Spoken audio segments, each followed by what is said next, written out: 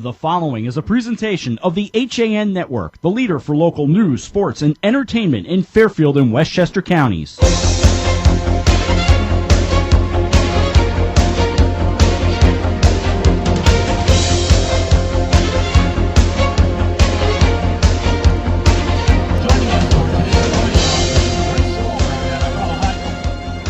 On a perfectly clear, almost Saturday afternoon at Darien High School. It's high school football on the HAN Network. Good afternoon, everyone, and welcome to Darien. Along with Chris Callen and Chris Erway, I'm Rob Adams. Today, the Darien Blue Wave take on the Staples Wreckers. The Wreckers at 6-1 on the year, and the Blue Wave a perfect 7-0. And we come in right on the coin toss with the captains out at midfield as we get ready to get going on this Saturday afternoon. Looks like the Wreckers will get the ball with the Blue Wave having won the coin toss. It is senior day, and we look forward to this game. We'll get the Chris's involved, and we'll get you all started for a Saturday of football, a big game. The winner goes to the 2015 FCIAC Championship, and we are excited to bring it to you right here on the HAN Network for what should be a fairly interesting football game. Teams going through their final conversations here as we are almost set to go. So, Chris, I got a moment to bring you in, so let's say hello to you.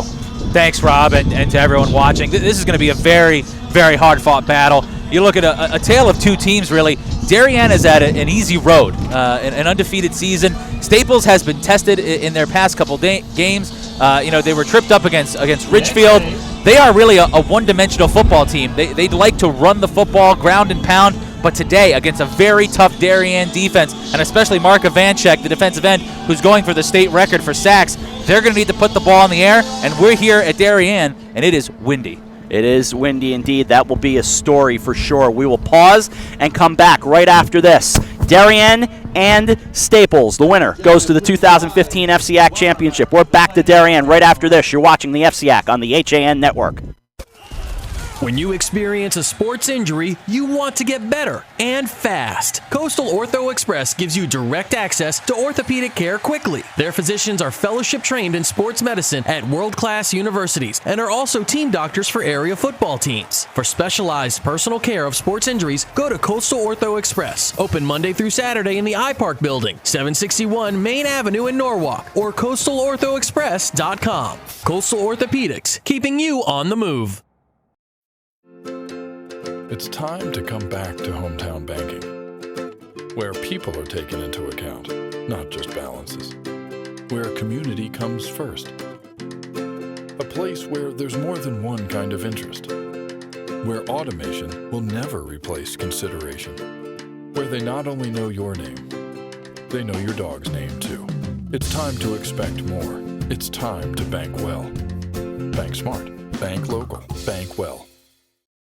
Football University, the nation's leading football training experience, is now accepting applications for its 2015 camps. Our elite faculty of NFL coaches and top professionals teach position-specific on the field and in the classroom to improve your football IQ and help you reach your full potential as a player. Apply today at footballuniversity.org. Football University, where technique plus talent beats talent alone. Back to school means back to busy, and Stewart's Market can save you precious time by stocking all of your favorite essentials under one roof. For a healthy start to school, we have all the ingredients. Walter Stewart's, your family-owned fresh local market, 229 Elm Street and at stewartsmarket.com. Welcome back to Darien High School as we get set for this Saturday afternoon. And let us bring in our third member of the crew down on the field. Here is Chris Callen. Cato. Guys, I had a chance to talk with Morris Petrosio before the game. As you know, we talked with Coach Rob Trafone in the pregame show. But Morris is one thing that he knew about today. They've got their work cut out for them. They got a lot of work to do. They have to make tackles. And the one thing he said, jokingly, who cares about the win? We're going to throw the ball. I don't know if he was kidding or he was serious, but judging by his attitude, he's in good spirits and he's up for his, he's up with his team. So, regardless of what comes out, I think he's going to be proud of his guys no matter what. For the most part, though, if you want to talk about it, it's all going to fall on Evan Berger. The bulk of the load, the bulk of the carrying. He's going to be he's going to have to be the powerhouse for Staples today. Guys, back to you. All right, Cato, thank you very much, and we're very happy to be brought to you by today the Hospital for Special Surgery at Stanford Outpatient Center. So thanks to HSS for being on board with us on this Saturday, and we're almost set to go. We'll get down to Cato for the officials again in just a moment, but first, the kickoff. And we are underway. It'll be taken on the run at the 15-yard line, moving from right to left, and they will shift out near the 25-yard line. So we're off and running. Christian Trafone made the stop. And it's senior day here at Darien, as we talked about. Not a ton of seniors on this Darien team, only 15 by my count. The big difference is every single one of them are intricate in the success of this football team. First down for the Wreckers. They'll move from right to left. And they will start off with their quarterback, Andrew Speed, in shotgun. Andrew Speed out of the shotgun. From the near side hash mark, on first down, running that option. There's the pitch to the outside. That's Ethan Berger. Berger around the corner, and he'll get maybe a yard or so. A short gain. It'll be second, and let's call it 9.5. Cord Fox made the stop. Staples, very much like Darien, run a spread offense. The difference is they run this pure read option spread, which is very run dominant. You'll see a lot of speed option to the outside, where you basically have to read the defensive end. And one of those guys is Mark Ivanchek, who they're going to try to run right at and get him out of the play, wash him down with the offensive lineman early and often today. Ball on the far hash at the 27-yard line. A man goes in motion for the Wreckers, lines up on the far side. That's Teddy Fuller. Again, back to the ground they go. They will push forward across the 30 to the 31-yard line. Elliott Pooley, the 6'1 junior, on the stop, and it'll set up what looks like a 3rd and 8. Maybe a long 7 across the... No, it's across the 30. It's closer to 3rd and 6. Let's go with that. I think he got more than we saw at first. And this is going to be a defining theme in this game is, can Staples convert on 3rd and long, especially with how much they run the football? Absolutely true. 3rd and 6, a man goes in motion. Matt Mangan goes from the near to far side, speed to throw, steps up, bobs, weaves. He does get across the line of scrimmage, but he's brought down. Of course, the thinking was, would we get the record-setting sack right off the bat, but not there. 3 and out go the Wreckers. And that's going to be an issue if the offensive line for Staples cannot protect speed. He's a quarterback that he's like what I call a half-read quarterback. He looks at half the field, looks at his first and second option, and then he's willing to make a play with his feet, which he's going to have to do in this game in order for Staples to be successful. On comes the punt team. Good snap, stepping up. He'll get into it, and away it goes. A shaky kick that bounces out of bounds near the 44-yard line. And a timeout on the field. 9:37 to go, no score. Darien getting their first touch, and out comes Timmy Graham and the offense for the Darien Blue Wave. And you look at one side of the offense for Staples, not a ton of playmakers on the outside. You look at the other side, and, Darien, the Blue Wave, they have so many players. They've got, Minikis, the Trafones, Hudson Hamill plays offense from time to time. So, they've got a lot of guys that they can go to. It'll be interesting to see if they come out and throw the ball deep right away against the Staples defense. 46 degrees as we kicked off today, and a first down for Timmy Graham. Looking to throw. Sends it left side. It's high and out of bounds near the 45. It's Hudson Hamill on the reception. Hamill, the senior, but it's incomplete, 2nd and 10. So they'll get right back to the line of scrimmage on a 2nd down and 10 on the far side hash. From left to right in the all blue go the Darien Blue Wave. Graham uses a little play faction, going to bring it near side to Rock Stewart. Stewart outside the numbers, and the Rock gets to the 45-yard line in Staples territory, short of a first down. And surprising that play gained as many yards. You know, Rock Stewart, the senior wide receiver, also plays safety, 6 feet, 172 pounds. That ball was a little wobbly coming out of Timmy Graham's hand. Took a long time to get to Stewart. I agree with that. It took a long time to get that play underway, so you need the good blocking on that side, and I guess the Wave had it. They'll send 2 receivers out to that far left side. Spencer Jarecki will be the wide left receiver, and a quick timeout spent by the Blue Wave on 3rd and 2. You know, everything is riding on the line for Darien in this game and Staples as well. So Coach Rob Trifone not willing to take any chances early.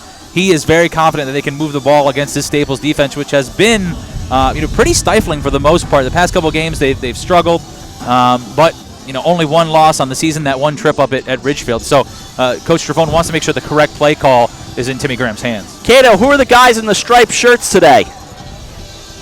Guys, our officiating crew is the referee, Greg Sperling. The umpire is Tom Sportini. The head linesman is Neil Denahenian.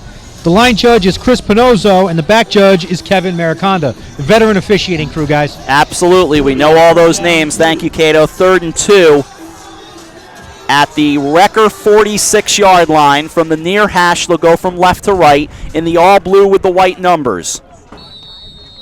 That D in the Wave on the helmet.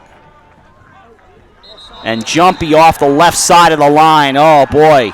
Tough break on 3rd and 2. And that's the left tackle, Andrew Stuber, 6'6", 305-pound junior. A little jumpy, wanted to get out of the blocks early. And now, you really kind of lessen the playbook from 3rd and 2 to 3rd and 7. You don't panic when you're the Blue Wave, though. Let's see what they work up here. And the shotgun snap taken. Graham looking. Graham right. He's got Hamill. And Hamill breaks one tackle and loses the ball. And the Wreckers have got it. Recovered by Jack Joyce. I beg your pardon. Recovered by Julian Ross, actually. A great job by Staples to go ahead and try to rip the football out of Hudson Hamill's hands. A great play developed by Darien. Timmy Graham threw that football in a little out pattern before Hudson Hamill even broke out of the pattern. So really all about timing.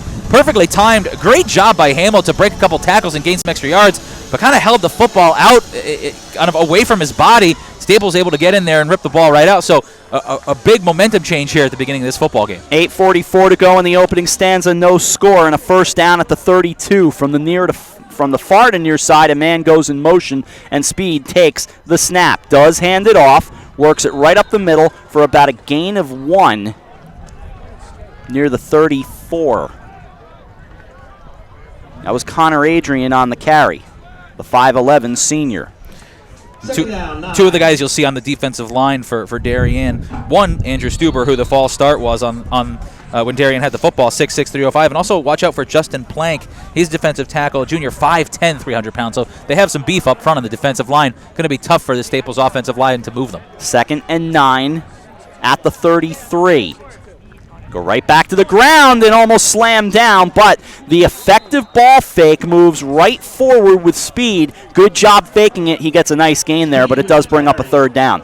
And this is really where that read option can be so explosive and dangerous. If you can make the right read on the defensive end of any team, you're going to have not only the fullback or a running back, you also have the quarterback keep, and you also have the pitch. So 3 different options that a defense has to be aware of when facing this type of offense, Rob. It's 3rd and let's call it 4 at the 38.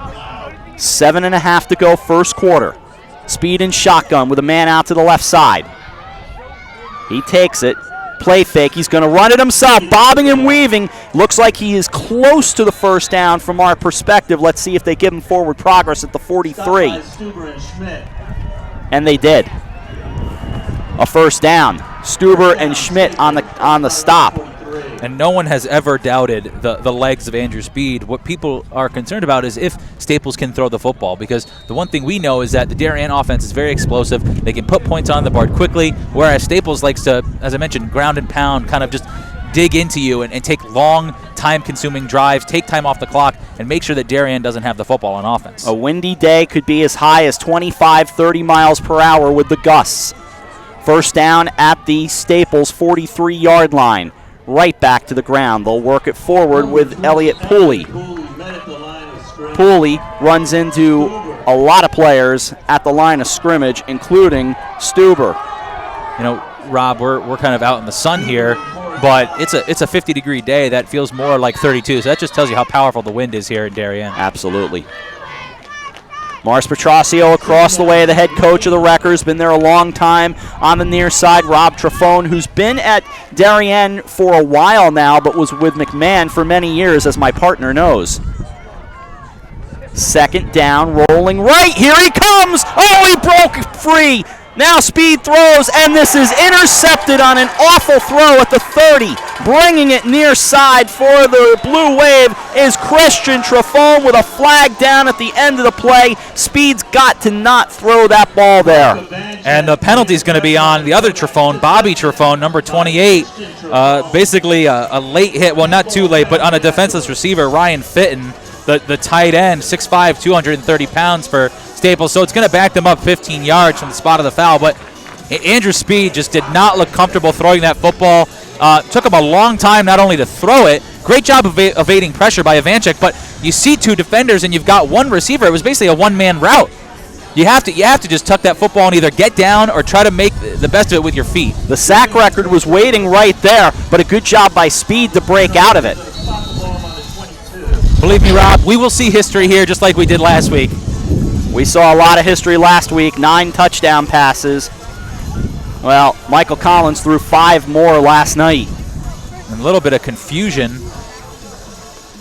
for Darien as Timmy Graham looking to the sideline for his symbols to get the right play call in. Graham ready on a first down. After the 15-yard penalty, it's Stewart around the side, and he's knocked out of bounds at the 37. It's a gain of just about 10. With 5 touchdowns in the first quarter last night, I think, for Michael Collins, wasn't it? And broke the state record? Yes, he did. First down, Darien. And it'll be a first down for the Wave after a gain of just about 10 plus. Blue Wave team, the defending FCIAC champions. A little play action comes near side, and it comes over to Hudson Hamill. Hamill will get out near the 45. It's a gain of 6. And you can see the deficiencies so far for Staples. The lack of playmakers on the outside to go and get the football. And then on defense, their inability to make these tackles right off the bat. I mean, great job by Hudson Hamill there. Just a nice little juke to the inside. Gained an extra 4 yards on that play. 6'3" defensive back Brendan Massoud, the junior, made the stop. Now it's a second down play. They'll work it forward, and Shelby Grant gets his first touch. He'll get thrown back for a big loss.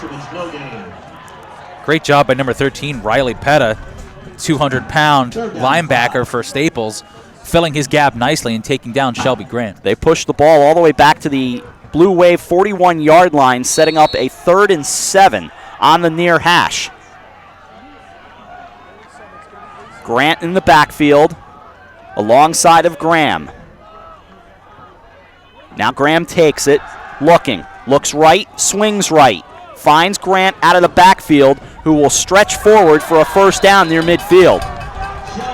Again, a great job by Shelby Grant to break a couple tackles and tiptoe along the outside to gain a couple extra yards there. Big first down there for Darien, a great 3rd down conversion. We had the screen set for us by the Blue Wave bench, so he got an extra 5 out to the Staples 45-yard line. No score, 4:55 to go in the first quarter.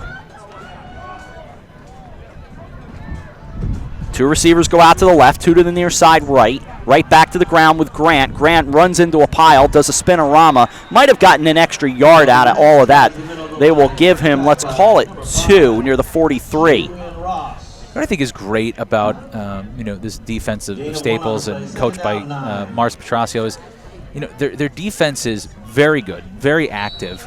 They're not the fastest team, and they don't really blitz a lot. They play a lot of vanilla defense, 4 linemen, a couple of linebackers. They play a lot of nickel and kind of a bend but don't break mentality. Colin Minikis, the receiver to the right. Graham to throw. Deep ball looking for Minikis. If Minikis can adjust. Oh, he got it! A fantastic catch down near the goal line. Mama Mo Minikis loves it. It's right down near the 2. What an amazing job adjusting by Colin Minikis. I mean, that ball by Timmy Graham hung up in the wind for a long time, more than he would have liked. I thought the defensive back for Staples had a chance to come over the top and intercept that football, but a great job by Minikis of high-pointing the ball, getting up there and sticking his arms out and fell right into his arms. 1st and goal and they'll mark him, looks like closer to the 3 from our perspective. Now Hamill will come in and run that flex bone, as we like to call it. Grant, the back on the near side. Little pitch, little shovel, little push into the end zone, and he does not get in. It's Christian Trefone. It'll be 2nd and goal. And this is old school Rob Trefone right here. This is the kind of flex bone, wing T type formation that we ran at McMahon for the 4 years that I was there, and many years before, and years after. So this is more old school Rob Trefone coaching right here. 2nd and goal at the 1. Again, Hamill at quarterback. He can do it himself. Instead, he hands it off to the big man, and in he goes for the touchdown. A 1-yard run for Cord Fox, and it's 6-0. And everyone has to remember, Cord Fox is not a fullback. He's a guard on the offensive line, and he plays defensive end. Just a junior, 5'9", 202 pounds, but a big, bulky guy that can get low, get his shoulder pads below the defenders, and bull his way into the end zone. Hamill to hold for the point after.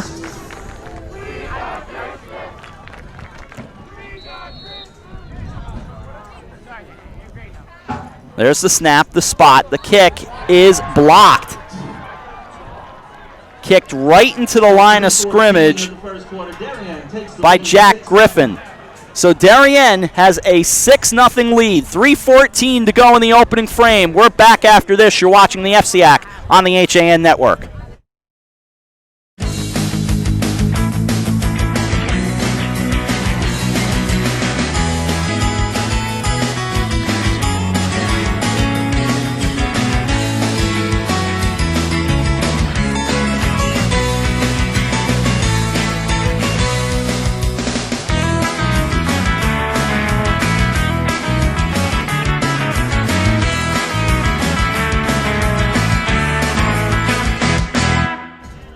Six-0 Darien after the blocked extra point, the 1-yard touchdown run by Cord Fox. And the Blue Wave will kick it off. Imperative that Staples responds here with a nice long drive. We saw the ability of Speed, the quarterback for Staples. As I mentioned, the problem is, can they get the football down the field? And I meant to say Riley Stewart on the extra point try, my mistake, but in any event, here is the kickoff and a touchback. 5 yards deep in the end zone. Elliott Pooley there. Cato, what went right on that drive? Pretty much, I think the wind for Darien worked into their favor. I think the ball hung up just enough for Staples to get guys there, but the wind didn't keep up long enough, and the ball fell right in the Minikis' hands. But going back to that interception for Staples, I think Speed just got the ball a little too high in the air. He had the mismatch. There's no reason why he can't get the ball to that big of a tight end who's about 6 inches taller than everyone around him. I think the ball just got caught up in the wind. Guys, back to you. All right, Cato, thank you. 6-0, 3:12 to go, first quarter. Speed waiting in shotgun. He'll take it. Uses the little fake, but he does hand it off. Looks like it'll be a loss of a yard, in fact. Connor Adrian on the carry. Met there once again by Andrew Stuber. Andrew Stuber in the midst, as well as Quinn Fay, the junior. They actually gave him about a half yard, 2nd and 9 and change. 2nd and 10. Up to the line comes Speed in shotgun. A receiver to each side, 2 to the far right. Does hand it off. With a better push that time, they'll get near the 35. It's Connor Adrian, but let's be honest, they need a first down. They need to generate some offense. They do, and unfortunately, for as powerful as their option offense is, you've got a big defensive line, you've got really aggressive linebackers that will play close to the line of scrimmage, and you've got some ball hawking safeties here. I wouldn't be surprised to have Darien have 8 or 9 guys in the box throughout this entire game. 3rd and 5 at the 25. 6-0 Staples, 2:05 to go first quarter. Speed and shotgun. They'll go right back to the ground again, just trying to ground and pound, but it's Connor Adrian for the trifecta to get near the 29. That's not going to get it done. It's short of the first down. And you can see right there, I mean, look at the safeties for Darien creeping up into the box near the line of scrimmage. Right there is a perfect opportunity for a play-action pass if you're Staples, and they can't take advantage. So do the punt. On comes the punt team with Ryan Fitton to do the honors. 6'5" tight end, defensive end, 230-pounder, and punter as well. And he will boot it away. Minikis on the near side. He's able to get it off, but it's high. Takes a favorable Darien turn and bounces into the waiting arms of Julian Ross at the 45-yard line. That's just an 18-yard punt. 6-0. Darien on top. The Cord Fox 1-yard touchdown run. Now with great field position again for Darien, primed to put another drive together, take a two-score lead here. Not sure if, what the deal is with the Staples special team so far, and especially the punting. 2 poor punts so far that have given Darien great field position. A man will start in motion. Looking to throw Graham. Graham goes left side, has a man wide open, brings it back inside the numbers. That'll be a first down near the 30-yard line. In record territory, it'll be a gain of 15. Looks like Minikis on the reception. Now look at that, Rob. I mean, that is the simplest play you can run. That's a 7-yard hitch. 7 yards, turn around, the ball is there already. Timmy Graham doesn't even have to think about that decision, and it gains 15 yards. Very similar to New Canaan. The offense is not complicated. They just execute it perfectly every time. Graham, the MVP of last year's FCIAC Championship Classic, looking to throw. Brings it right. It was knocked around, and it looks like it does fall into the waiting arms of a receiver. Spencer Jarecki on the catch. And they'll move it to the 25. That's good luck smiling at you right there. A gain of 5. Spying Riley Stewart, just keeping his leg loose on the near side on a 46-degree day. But again, the wind chill definitely a factor. I admire those here in shorts. I am not one of them. 2nd and 5 at the 25.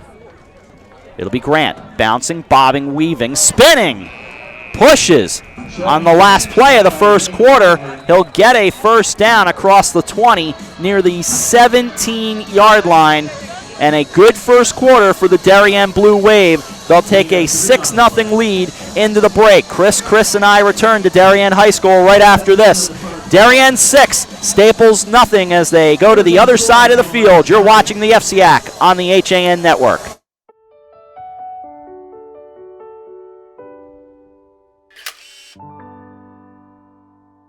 Find over 1,000 special stories at Hospital for Special Surgery. Go to hss.edu/backinthegame. I was jogging 5 months after my cartilage tear. Skiing a year after hip surgery. And playing grandma 4 weeks after hip replacement. One special hospital, 1,000 special stories. See Connecticut patients at hss.edu/CT. You are watching the HAN Network, and you're not alone. 102,000 viewers have enjoyed the HAN Network in just the last 6 weeks. Advertise on the network that reaches Fairfield County, Connecticut's most engaged audience. Contact Jessica Murrin, Advertising Director, at 203-273-7312 or email jessica@han.network. Start of the second quarter at Darien High School with Chris Erway and Chris Kalin. I'm Rob Adams.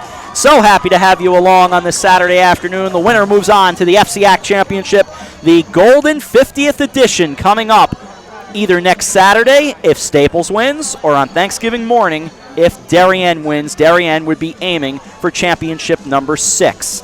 They won their first in 1979. Next one came 19 years later. They beat the Greenwich Cardinals. Well, actually 13 years later. Then 6 years later, they beat the Greenwich Cardinals in 98. Looking to throw. They go to the right side, and knocked out of bounds is Hudson Hamill as they switch sides, and from right to left go the Blue Wave now. And if you're Staples, especially on defense, you can see that Darien is willing to take their shots deep, and they'll continue to do so. But you're getting killed with 5 to 7 yard gains each and every time. These little hitch routes, they're out routes. You're going to have to start playing a lot more press coverage and interrupt these receivers right out of the gate. 2nd and 2, just inside the 10. Little bobbled snap. Graham around the right side gets close to the first down, but I think he comes up about a hair shy. It will be 3rd and about a yard, in fact. And now Darien going against the wind. You still have a 3rd down here to pick up a first down, but if it gets to the point where it's 4th down, I would not be surprised to see Coach Trifone go for it on 4th down. Oh, I totally agree.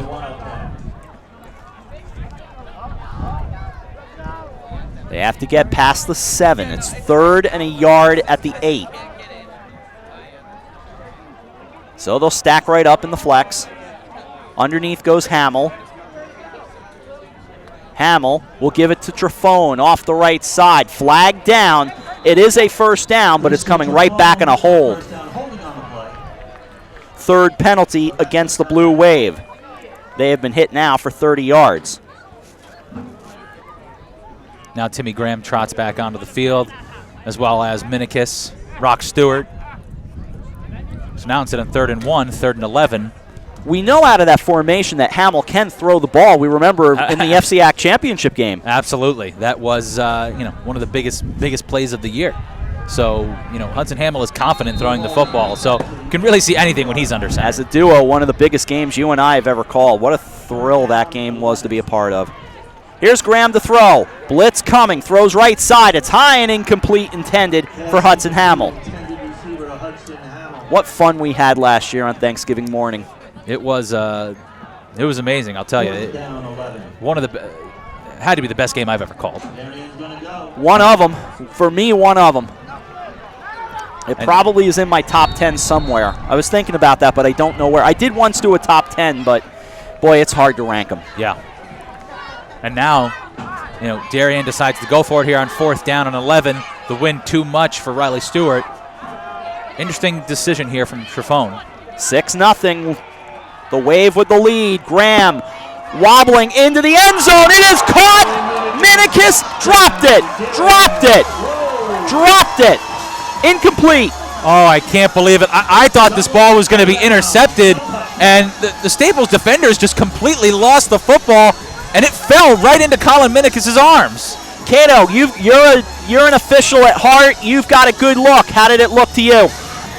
Well, from what I saw, it looked like Minikis had caught it, and on the way down, the Staples players had his arm intertwined with his. So before he hit the ground, the Staples players yanked the arm loose, and Minikis' claim was that he was on the ground with the ball, but he never really made it. Bottom line, you think it's a good call? It looked like he juggled it. I think it's a good call. All right, Cato, thank you. Right back to the ground go the Wreckers as they turn it over, and the Wreckers get a push out near the 24 as they go back to Elliott Pooley.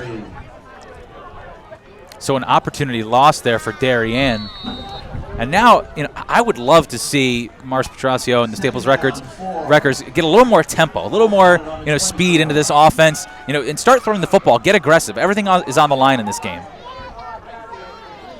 Magnan, the receiver, comes out to the right. Again, a push on the ground. And they're saying the ball on the ground. The officials want the confirmation, and they're going to get it. And that's number 83, Quinn Fay, coming away with the football, the junior defensive end, 6'2", 190 pounds. Tough to see in that scrum of players. But the football comes out, and Darien takes momentum right back. Second turnover by the Wreckers.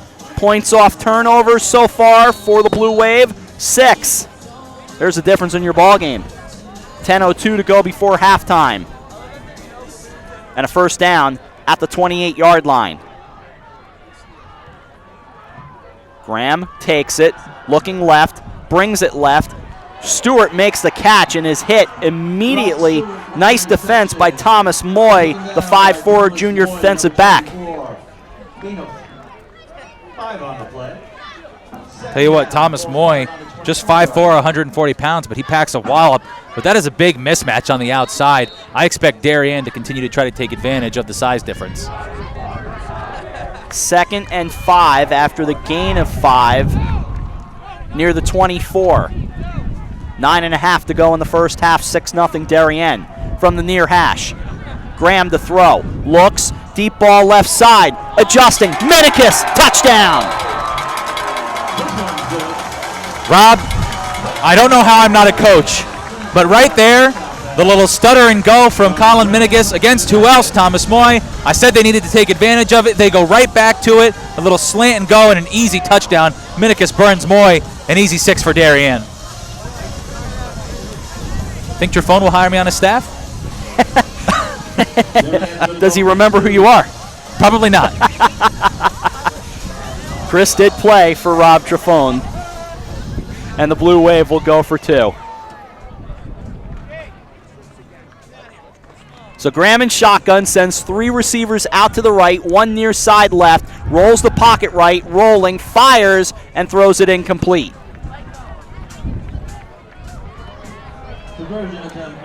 So 12-0 our score with 9:17 remaining in the first half. We'll come back to Darien High School right after this. You're watching the FCIAC on the HAN Network. Back to school means back to busy, and Stewart's Market can save you precious time by stocking all of your favorite essentials under one roof.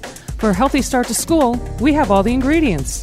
Walter Stewart's, your family-owned fresh local market, 229 Elm Street and at stewartsmarket.com. Back here at Darien High School, and very proud to be brought to you by the Hospital for Special Surgery at Stamford Outpatient Center. They bring you this Saturday afternoon of football here on the HAN Network.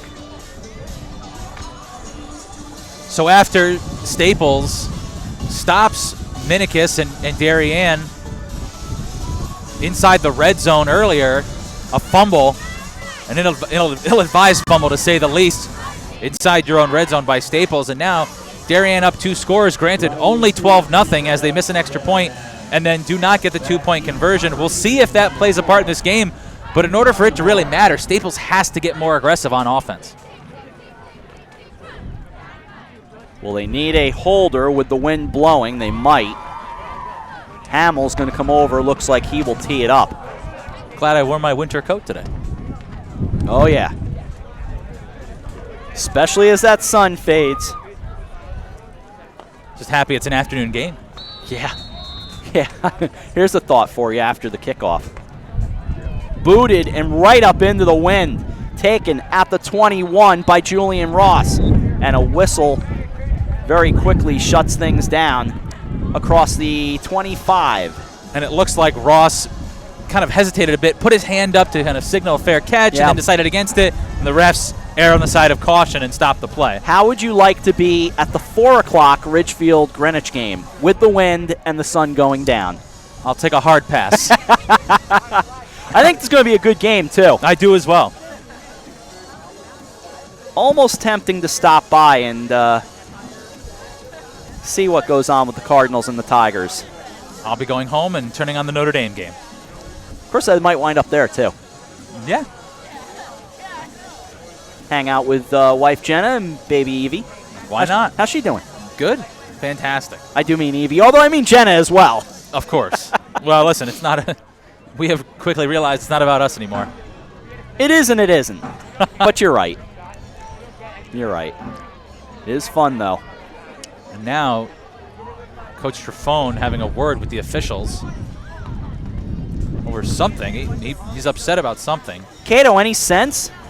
Rob, absolutely. I think what happened was the call was a fair catch on the field. The officials saw it as a fair catch. What happened was the receiver put his hand up to block out the sun. They misinterpreted that as a fair catch sign and blew the play dead. It should not have been blown dead. Interesting. Well, they're human.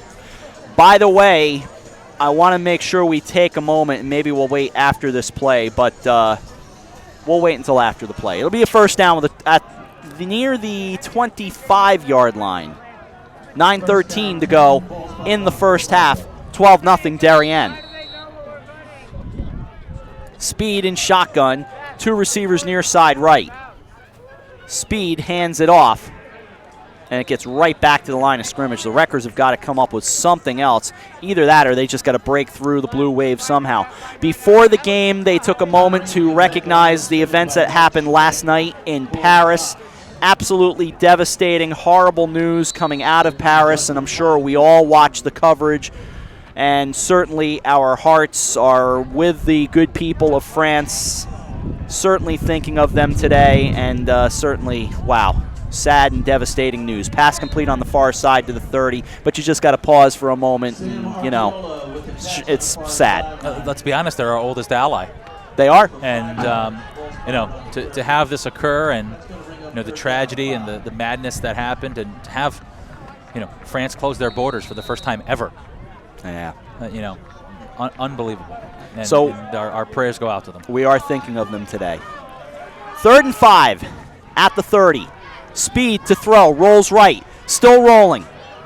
Brings it near side. That looks like a first down, and the catch made at the 36-yard line. Catch on the near side to Colin Hoy. And you know what? You and I talk about it all the time. You need 5, go get me 6. They did it there. Finally. Like I say, I think I say it at least once a broadcast. I think you do. It's my biggest pet peeve when it's 3rd and 5 and you throw a 3-yard route. And good job by the guys up front, setting up some time, because they haven't let Ivanchik come across, save for that one time, and in that spot they kept Ivanchik at bay. So good job by the gentleman on the offensive line. First down, right back to the line, and they'll push forward Papa G filling the hole for a yard or 2. Rob, I'm very surprised. The first run of the game from Staples, they run that speed option to the outside. It's not as successful, but you see the pitch from speed on the outside, and then every single run play since has been an inside handoff.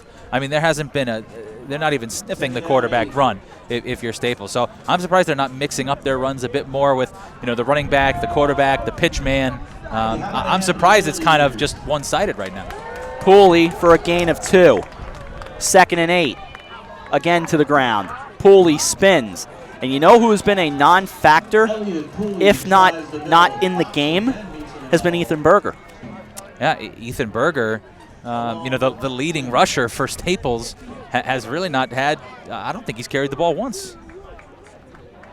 I thought he touched it once on the opening drive, in fact. And really beyond that, I mean, he's been the workhorse for this Staples team. Yeah. I'm trying to spy the far sideline at the white jerseys, and I don't see 25. I'm sure he's there, but... Now remember, he's also coming off an injury, so... I'm wondering if he's a little nicked up again. From under center on 3rd and 8. Play action to throw Speed. Speed to his left. Speed to his right. Speed will tuck it away. Speed will come up well short of the first down. Speed scrambling right, short of the first down. Across the 40 to the 42. And now if you're Staples, you really have no choice. Yeah, you're at the 41, 42-yard line, but you're looking at 3rd and 5. You have to punt the football away, unfortunately. Your defense has given up a couple of touchdowns, but your offense has really put you in bad spots both times. So the defense has been okay, but how long can you really hold out against a powerful offense like Darien? Fitton will now punt with the wind at his back. High snap, has time, steps in, blocked! You saw that coming! And Rock Stewart will fall on it at the 18-yard line. You could see that coming from here. And I mean, really, if you look at it, Ryan Fitton takes forever to punt the football. I mean, he caught that, and it literally took him 4 to 5 seconds. I'm surprised that Darien wasn't bringing a punt block earlier after they saw how long it took for Fitton to get the football away. But, I mean, I've never seen a special teams play develop so slowly. I mean, you could have blocked that. Yeah. I'm not so sure about that. So just really another big mistake for Staples. And you're playing for a spot in the FCIAC Championship and a decent spot in states. So you can't make these mistakes. Darien boys over prep 1-0 at the half. Man in motion. Graham, left side, flag down Minikis with some shifty moves, and he gets down near the 5. Looks like it might come back if you watch the body language of the wave, and it is. It's going to be an illegal shift against Darien, so a big play negated there. It's going to be 1st and 15. 6:03 to go in the first half, 12-0. I just heard a soccer score come in. Darien leading Fairfield Prep. I believe I heard 2-0. 1-0. First down, 15. At the half. Yes. That much I heard. You heard right. Thank you. So now 1st and a little bit more. Back near the 23. Hamill in motion. Graham to throw. Shoulder fake. Deep ball. Minikis adjusting. Intercepted in the end zone and dropped. Defensively, it was Brendan Massoud, but he dropped it in the end zone. And a huge opportunity missed there. Great job by the Staples defense. Darien goes back to the well. They go to that slant and go with Minikis that they scored on the last touchdown. This time they have a safety over the top. in Masood, and he actually undercuts the football, intercepts it, but a great job by Minikis to turn from receiver to defender and actually land on top of him and strip the ball away before he could contain it. I agree. That's what you got to do. Delay, handoff, Shelby Grant down near the 16. Shelby Grant up the middle. And it'll set up a 3rd down play. 3rd and 8. Now near the 16. 5:35 to go in the first half. 12-0 as Jackson Ward made the stop. Grant will stay in the backfield. Minikis out to the right. 3rd down 8. On 3rd and 8, Graham to throw. Looks, slings it, finds Hudson Hamill. Hamill makes the turn. Stays outside the hash marks, gets near the 1. And a 1st down. And kind of a malaise falling over the crowd. It's kind of like, okay, ho-hum. It really does feel like that, right? I mean, look at how easy that play call was. Staples decides to play zone defense there. Hudson Hamill finds the little area where there's an opening. Timmy Graham reads it right away, and a perfect pass. In comes the short yardage group. Hamill will take over at quarterback. He'll have Grant in the backfield as well as Christian Trefone. Work from under center. Long snap count. Now he takes it, gives it to Cord Fox, and the ball loose, and Staples has got it. Darien fumbles. Recovered by number 6, Ray Niver. Looked like Ray Niver made the recovery. And unfortunately, that is the risk you take when you put a lineman in at fullback. Cord Fox on one end scores an easy touchdown. On the other end, fumbles the ball away. Staples falls on it, and Darien really giving Staples a bunch of opportunities to keep this game close. You know, it's only a 12-point game right now, and Staples backed up, but they need to take advantage. They need to be able to get the ball down the field in some way. They've got to be able to find some playmakers on the outside. From the shadow of their end zone at the 2. Everybody stacks the box on 1st down, and they just push forward. And a good push to get out near the 5. Good job by the guys up front for the Staples Wreckers. Speed did it himself. Just a simple quarterback keeper for Speed as he looks to the sideline for the next play call. Jackson Ward among those. He's one of the captains, and that big push from the offensive line gets it up near the 5-yard line. 2nd and 7 after a gain of 3. Look at this defense for Darien. There's not a safety back there. Absolutely. Again to the ground. And another good push to get a couple. I mean, that's when you're stacking the box like that and you're able to get 2-3 yards against that Blue Wave defense, I do give you credit. I completely understand, but I mean, Darien doesn't have a single high safety. They're not playing cover 2. I mean, they're basically in a goal line defense. Yep. And I am very surprised that you didn't see, you know, at least a play-action rollout, giving Speed a run-pass option there, try to fake out this Darien defense. So now it sets up a 3rd and 5 at the Staples 7. 3.5 to go in the first half, 12-0. Rolling right, rolling, flinging. Oh, dangerous and incomplete. Overthrows Connor Adrian in the flat, but I'll tell you what, waiting right there to grab it would have been Bobby Trefone, and he would have gone for an easy 6. Kind of lined up in that wishbone formation, really old school there. They finally go play action on 3rd down. To me, that's the wrong decision. You have to go play action on 2nd down. That's going to throw off this Darien defense a little bit. On 3rd down, that's exactly what Darien is expecting. They do a great job getting pressure on Speed and great coverage by Trefone on the outside. So they will now punt it away on 4th and call it 5. High snap, 5 yards deep, and it's blocked! It happened again! Touchdown, Darien! No! Yes? Yes, touchdown! I mean, that could happen on every single punt. No adjustment from Staples. And I think they called it a safety, but I'm not sure. And it looks like they did call it a safety. Safety, right? I believe it is a safety. The officials are moving to line it up. Yep, I see it now. It's on the scoreboard as a safety at 14-0. How could Staples not make an adjustment after getting a punt blocked on the previous possession? That has to fall on the head coach and the special teams coordinator. March Petrosio has to get in touch with his coaching staff, and he has to talk to Ryan Fitton and tell him to catch the football and kick it. He took another 3 seconds to get that football off. I mean, it wasn't even close. It's not like they tipped the football. I mean, their entire bodies were on it. I think he kicked it right into one of the Darien players' stomachs. That's the intriguing thing, is that you could see all over again how long it was taking, and the Blue Wave just rushing in. So it's just interesting. It's like they're in slow motion. 14-0 now after the blocked punt. Tough to tell from this angle, and with all due respect to our friends from Staples, a couple of their assistants are right here, so you got to kind of crane your neck to see what's going on. So they're kind of in our line of sight. So tough to see initially if it was a touchdown or the safety, but eventually we were able to pick up the official's indication it was indeed a safety, and now the Blue Wave will have to kick it away. Paul Tricarico will do the honors. So much for missing an extra point and a 2-point conversion. There you go. We're right back to 14-0. 3:19 to go in the first half. And the kick coming. The approach and the kick, and taken and dropped. Now back to grab it at the 21. With room, Shelby Grant breaks a tackle, 40-45 near sideline, and an ankle tackle at midfield saves the touchdown, grabbed by Chase Levy. Everything just going Darien's way right now. Offense, defense, special teams.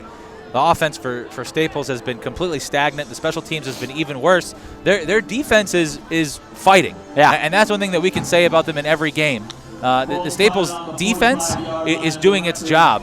It's really the offense that just cannot get anything going, and the special teams absolutely killing the Wreckers at this point. Ball at the 45-yard line. From right to left go the Blue Wave, decked out in the all-blue top and bottom.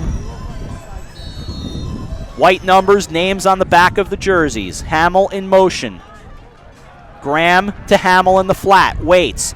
At midfield, turns it upfield, 43, down at the 42-yard line.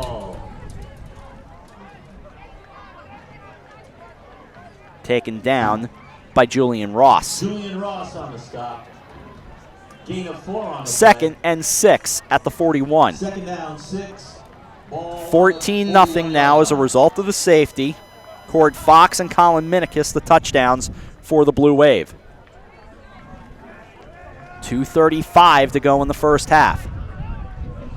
3 receivers stack up near side left. Graham in shotgun with Grant alongside of him. Now the delayed draw. He just rumbles, turns it to the left, breaks one tackle, flag down. Does get a first down as he brings it across the 35. Taken down by number 72nd. And Hamill's reaction tells me it's coming back, which is going to be penalty number 5, if that's the case, against the Blue Wave.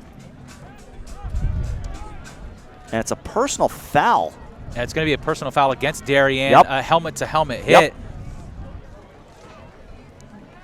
They don't really call it a targeting penalty, especially on offense, but a helmet-to-helmet hit is going to back them up 15 yards, which it's interesting, especially, and we're not sure who it's on, but if it's on the offensive line, I mean, that's what you do. I mean, You're basically helmet-to-helmet, so it had to be on a receiver or a running back out of the backfield that probably was blocking upfield. And, of course, if you don't know, in high school football, they don't identify the player as they will. They used to not do that in college. They'll now do it in college, and, of course, in the NFL, they've done it forever. They'll tell you who the offending player is. So second and long now. Back in Blue Wave territory at the 47. Ball, line drive near side. Minikis makes the catch. He's out of bounds at the 41, setting up what will be now a 3rd and 6.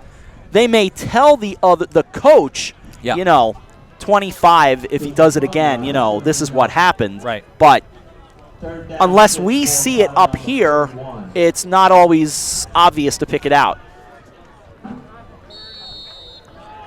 3rd and 6, a long 6 near the 41. 2:10 to go first half, 14-0 Darien. The winner plays in the FCIAC Championship game against the New Canaan Rams. New Canaan beating Ludlow last night, and now a timeout, and you can finish your point. I was going to say, before the timeout, 3rd and 6, look at the cornerbacks for Staples. I mean, they are giving 10 yards of cushion. Yeah. Darien could run 5- and 7-yard hitches and out patterns all day. I understand you don't want to give up the big play, but you're giving them up anyway. You gave up the big play on the slant and go to Minikis. You gave up the big play to Minikis down on the other side of the football field where he made that ridiculous catch. That was ridiculous. You're giving up these big plays. Anyway, how are you not playing press coverage? And what they need to do is play press coverage and then get their hands up and jolt these receivers off the line, knock them off their routes. That disrupts the timing. And this timing, especially in a spread offense, is what Darien bases itself on. If you can disrupt the timing, that's going to allow your defensive line to get pressure on Timmy Graham. Timmy Graham hasn't been close to being touched in this game. So do you know off the top of your head how many FCIAC Championship broadcasts this will be for you? Oh, man. I'm not sure. A lot less than you've done. Yeah, I've been very fortunate. I would say maybe 6? 6, I want to say. I want to say 6 for you. I think 6 is a good number. It could be more. I know it's not less. And I think if it's 6 for you, it's probably 6 for Cato as well. Will be exciting, whether it's next Saturday or Thanksgiving morning. And yes, it will be number 11 for me. Looked like Cato put up 4 fingers, so maybe it's 4. Maybe it's only 4. Graham to throw. He's going to get a first down near Snow. Dropped outside the numbers. Again, screened by the Darien bench over here. Intended for Minikis at the 32. Cato, only 4? I believe we did 2 with Greenwich. Right. We did 2 Greenwich Staples championships. Right. I think we did 2 with HAN. Oh, wait a minute. And then there was the one initial broadcast we did with the HAN that Erway was not a part of. Yeah, I was going to say that. Yes, you were a part of the first game we ever did, November 22nd, 2013. New Canaan and St. Joseph. Punt coming. And getting into it, the left-footed kicker as it bounces down inside the 20 at the 16-yard line. 14-0, 1:45 to go in the first half. So now the question is, Staples, 1:45 on the clock, 3 timeouts. If you're Coach Mars Petrosio, you haven't been able to do anything on offense. Are you okay just running the clock out on this first half? Now, take a look at it at the opposite side. Darien still has 2 timeouts. Right. So they could allow Staples to run a play, let the clock roll down, and if they think Staples is going to run the football, take 2 timeouts and get the football back with probably about a minute left. Ball sits back at the 16-yard line. They'll mark it at the 17. Staples from left to right in the all-white with the silver. Rush coming. Pass left side. It's grabbed around a man and a first down near the 31-yard line. Big catch. Colin Hoy, the reception and the first down.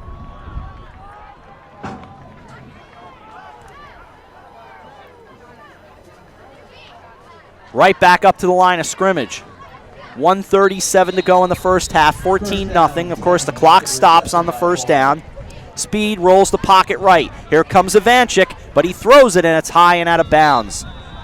Hit as the ball was released. Knocked down by Cord Fox. Cato, you gave me a little something on Ethan Berger. I'm sure you don't have much more than what you told me in text.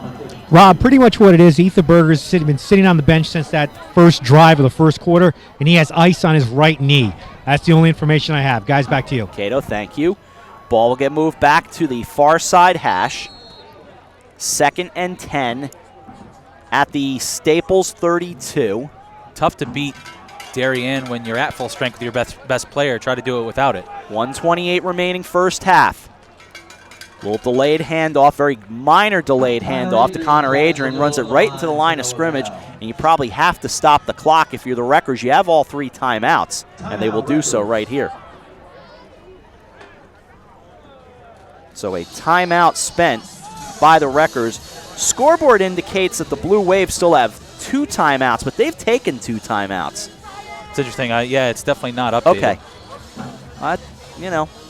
Wasn't sure. 1:15 to go in the first half. 14-0, Darien on top. So the way it sets up is this. If Staples comes back and wins this game, we'll have the FCIAC Championship game next Saturday at noon at Boyle Stadium. If the Blue Wave go on and win, it's Thanksgiving morning, 10:30, Boyle Stadium. Either way, New Canaan awaits. New Canaan. I mean, just looking at, the ease of victory that we've seen New Canaan just dominate opponents this year. Even look at this game. And we know Darien is a fantastic team, especially defensively. On offense, they've got a ton of weapons. But, I mean, New Canaan just makes it look so easy.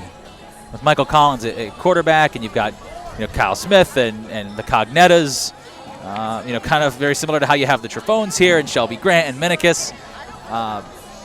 If it ends up being Darien and New Canaan, I think we're in for another instant classic. 2nd and 9. One receiver goes out far left, 2 near side right, and now an official timeout. Look like from the far side. Now the officials trying to get on the same page. Staples just stays ready to go. Now the officials huddle up on what will be 3rd and 9 with $1:15 remaining in the first half. And Coach Petrosio is you can see he's a little upset. I mean, he doesn't get very emotional, but you can see he's kind of thinking to himself, can we just run the play, please? We had the perfect play call, he thinks, and now you're allowing Darien to look at our offense. I know Morris a long time. He gets emotional enough. Setting it up a screen to the far side, dancing around, and a first down out near the 44-yard line. Big pass to Elliott Pooley, and a dangerous pass over the outstretched arms of Mark Ivanchik. And you could see the way Ivanchik just running all over the field. You don't think he wants that sack record? He wants to get it over with. Yeah, he really does. Now first down at the Wrecker 44. 14-0, a minute 5 remaining in the first half. Speed to throw. Speed a deep ball, and he overthrows his man at the 35-yard line, trying to find Ryan Fitton. And Fitton is 6'5", 230-pound tight end. He's a big mismatch. The problem is that they have not been able to find any room down the middle of the field. And a big assist to the gentleman standing on your right. Very much so. Wind still blowing. Knock on plastic tables. It's not as strong as it was this morning. Yes.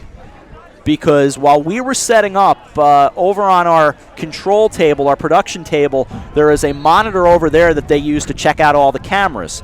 And, well, the biggest gust we had of the day knocked that very monitor right down into the stands. Speed, and there it is! Mark Ivanchik with the sack. And congratulations from his teammates, Mark Ivanchik, now the record holder. An unbelievable career for Ivanchik. Some of his teammates bowing down to him. But this game is still going on. And now that Ivanchik has gotten it, he's ready to continue to move forward and get a victory for his team here. And they put it up on the scoreboard, a new state sack record. He's a very nice young man who I've interviewed a few times, both in lacrosse and here in football. He does call me Mr. Adams, which troubles me a great deal. Speed bobbles it, grabs it, fumbles it back at the 30. But a nice young man, and congratulations to Mark Ivanchik. And now Coach Trafone for Darien with 10 seconds to go takes a timeout. And why not? You've gotten 2 blocked punts in a row. If you're Staples and if you're Ryan Fitton, you have to catch this ball and literally kick it as quickly as possible. He's taken 3 to 4 seconds every time with these punts, and that's what I think Coach Petrosio and the special teams coaches are going to go over with him. Catch that football and kick it out of bounds, kick it 5 feet. It doesn't matter. Just do not allow it to get blocked. So Darien does take their final timeout. 14-0, 10 seconds remaining in the first half. So Mark Ivanchik with 10 seconds remaining in the first half on Saturday afternoon, November the 14th, 2015, is now the state SAC champion. What a career for Mark Ivanchik, and as you said, a very humble kid. Does not make it about himself at all. He is a team guy first and foremost, and like you said, he really just wanted to get it over with, make sure he got it, and then move along with his team and make sure that they can get a berth into the FCIAC, and obviously they'll be going to states. But really, that FCIAC Championship is kind of the golden rule for them. Speaking of teams going to states, congratulations to Donnie Panapata and the Trinity Catholic Crusaders. They clinched a state appearance last night as they beat Bridgeport Central. Donnie has done a great job with that team, so congratulations to the Crusaders. And congratulations to Coach Rich Albanizio on the staff at Trinity Catholic, who we know very well. Who we know as well. So, good men, congratulations to all of them. Fitton on to punt it away. So he hopes. He stands back at his own 16. Looks like Hamill back at his own 36. Kicking with the wind at his back. although it has swirled a little bit, and it almost happened again. And it comes near side and goes out of bounds at the 47 with 3 seconds remaining in the first half. And to be quite honest, I think that probably should have been blocked, and they just missed it. I think they plain just missed the football. 3 seconds remaining in the first half. 2 blocks, nearly 3. And now if you're Timmy Graham, have your playmakers run down to the end zone and just heave one. Give them a chance to make a play on it. Why not? You have nothing to lose. You really don't. It's very rare that you throw that kind of pass into the end zone and it gets returned or, that's something freaky. Graham steps back in the shotgun where he will take it when they snap it. Now the question is, we know Timmy Graham has a powerful arm. He does. Does he have an arm enough to throw the ball 60 yards to the end zone in the air? That's the big question. And right now, into the wind. Yeah. As we watch the flag off to our right. Waiting. 5 receivers right. Rolls the pocket. Rolling. Sets. Here's the Hail Mary. It is a dud that bounces and is intercepted at the 37. Trying to move it forward off the INT. The interceptor appears to be Julian Ross. So while it's going to hurt the pad sheet a little bit for Timmy Graham, very impressive first half for the Blue Wave, specifically on the defensive side of the football and special teams, which is where Coach Trafone really excels. The offense is the offense. They've gotten it done a couple times, but really they've been put in great field position by their defense and by their special teams play. So a really impressive, dominant performance by Darien so far. I am watching the field for just an extra moment, so guys, bear with me. Cato says no go, so we are at the end of the first half. Halftime here at Darien High School. It is Senior Day 2015. The Darien Blue Wave trying to play in the FCIAC Championship game, and they have the lead on the Staples records. Darien 14, Staples nothing. As we take a timeout here at halftime, we'll come back in just a bit. Right, once again, 14-0 our score. You're watching the FCIAC on the HAN Network.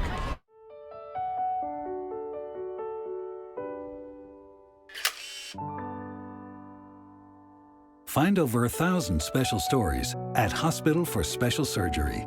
Go to hss.edu/backinthegame. I was jogging 5 months after my cartilage tear. Skiing a year after hip surgery. And playing grandma 4 weeks after hip replacement. One special hospital, 1,000 special stories. See Connecticut patients at hss.edu/CT.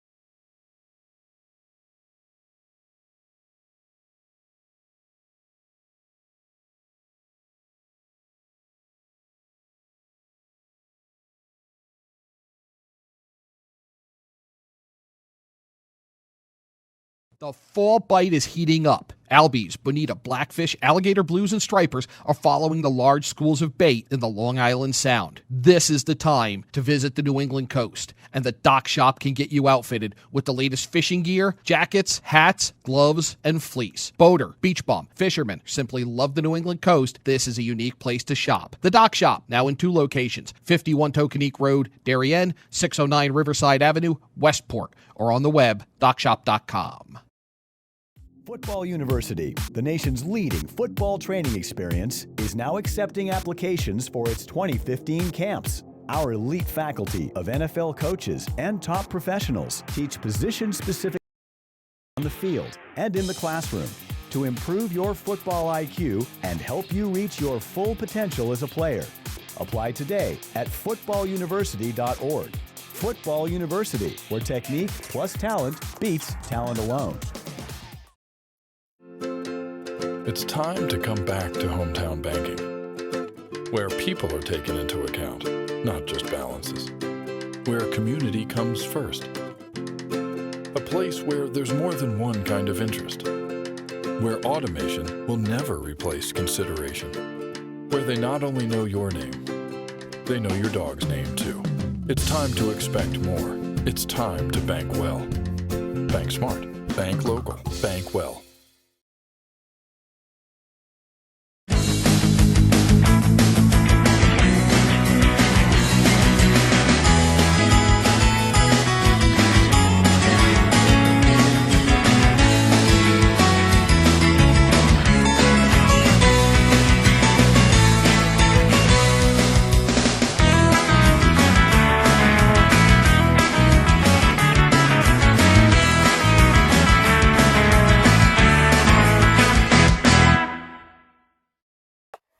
Does buying a car leave you feeling like you're chasing your tail?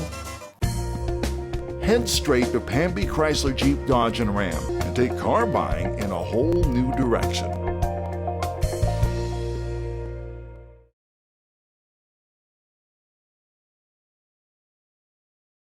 Back to school means back to busy, and Stewart's Market can save you precious time by stocking all of your favorite essentials under one roof. For a healthy start to school, we have all the ingredients. Walter Stewart's, your family-owned fresh local market, 229 Elm Street and at stewartsmarket.com. You are watching the HAN Network, and you're not alone. 102,000 viewers have enjoyed the HAN Network in just the last 6 weeks.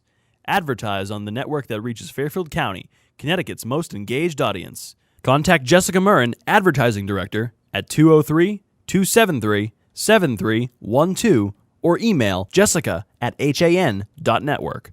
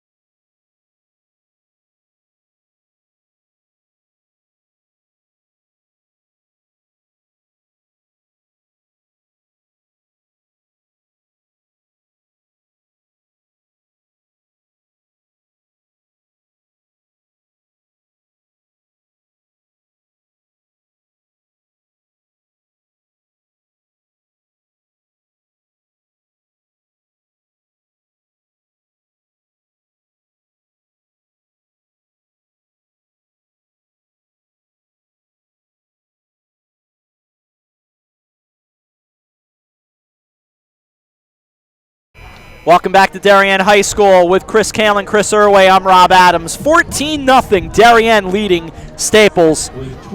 Staples has got to find some offense. They truly do, and in order to get back in this game, they're going to need to be able to trust their quarterback, Andrew Speed, and that really involves him getting a lot more involved, not only passing the football and getting it down the field to some receivers, but also allowing him to utilize his best talent, and that is his feet. Right. You got to get him on the outside on some quarterback runs, whether it's some sweeps or some speed options.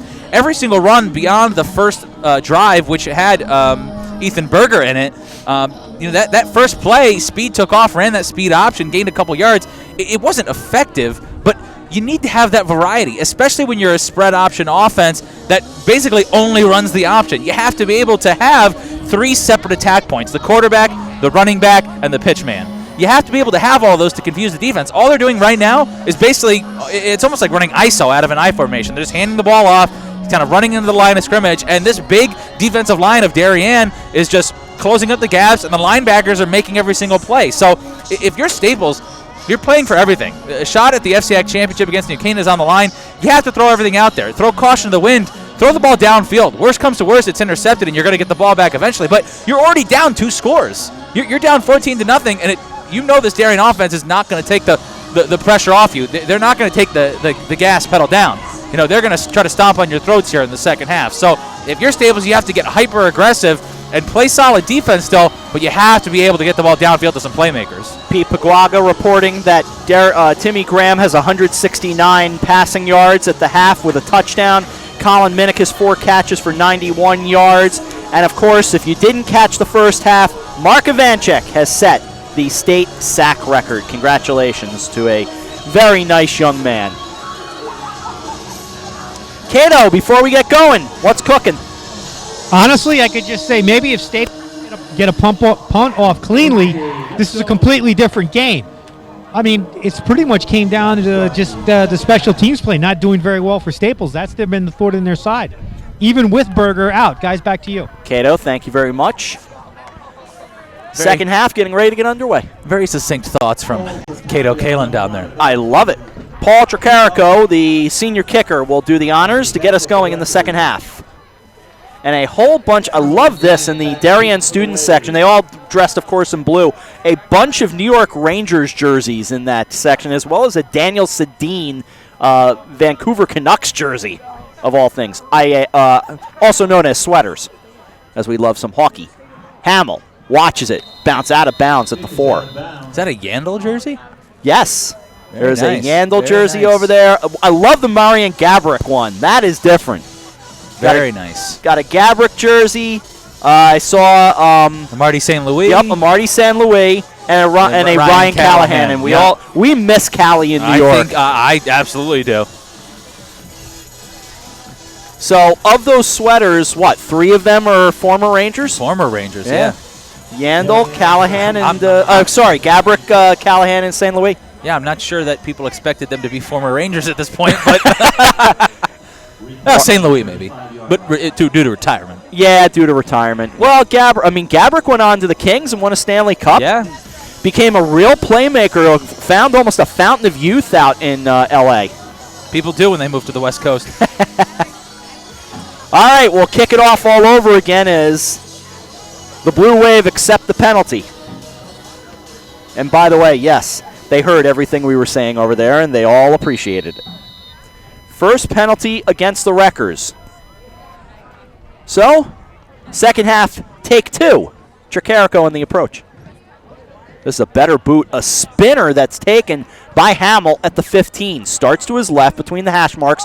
Turns it up the middle. Dangerous 40-45 and an ankle tackle down at the 47. Snagged by Chase Levy. I don't know if it's just me or, something in the stands, but it's 14-0 Darien, and this place is quiet. It is. It is utterly almost silent. But besides the music playing, there is just no emotion in the stands. Your team is winning, shutting out a very good team, and it's just silence. I'm very surprised. So out come the Blue Wave with a first down at their own 47-yard line. They'll move from left to right. They lead 14-0. 9 seconds gone by, second half. Shotgun for Graham. Looks, goes left, high pass, caught 39, spins it, stays outside the numbers, and down.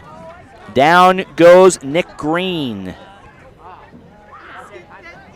And the catch to the 34 and a first down.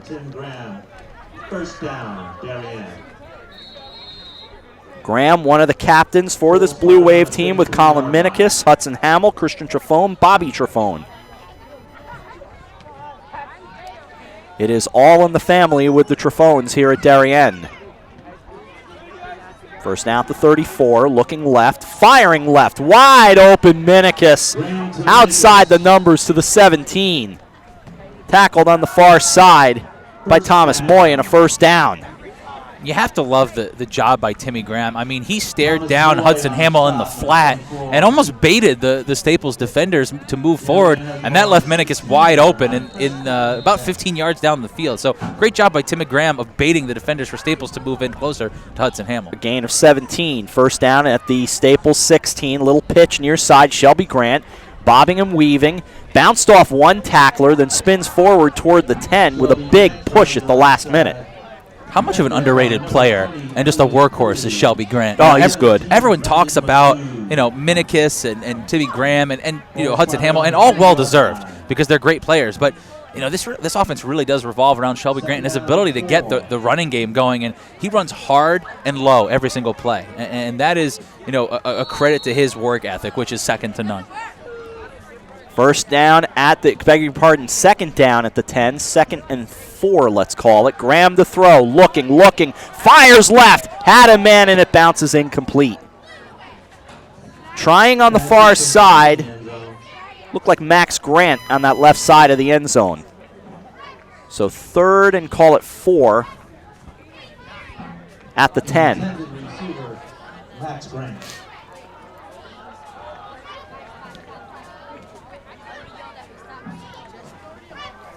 10:25 to go, third quarter.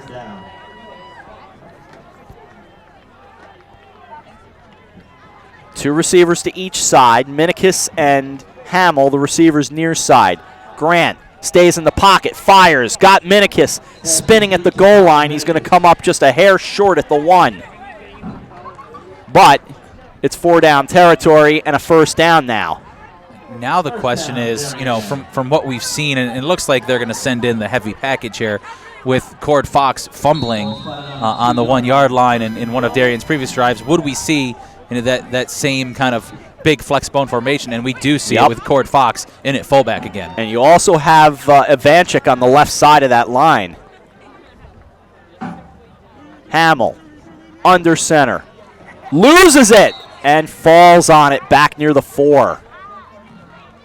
I'll tell you what, I know it's worked once, but it's, not worked twice. Right. Why not just keep Timmy Graham in under center and, run the football with one of your running backs, one of the Trefones or Shelby Grant, who do it every single play. Why change it up at this point? I understand that's kind of what you do with your heavy package, and they have kind of the way they do things, but, you're still trying to put this game away. This game isn't over by a long shot. So, I think it's a good decision here to go back to the normal offense. 2nd and goal at the 5, 9:29 to go. Play clock down to 9. We're in the third quarter in a 14-0 game. Graham in shotgun, 2 receivers each side. Takes it, looks to his right. Little pump fake, rolls to his right, just throws, and it's incomplete. Minikis, the intended receiver, at the 5, had a man draped all over him. That was Daniel Thompson. And finally some pressure put on Timmy Graham. Actually took a hit on that play. No one really open. Good coverage by Staples. This is a big stand right here for Staples in a 14-0 game. Still 2 possession, 9:12 to go in the third quarter.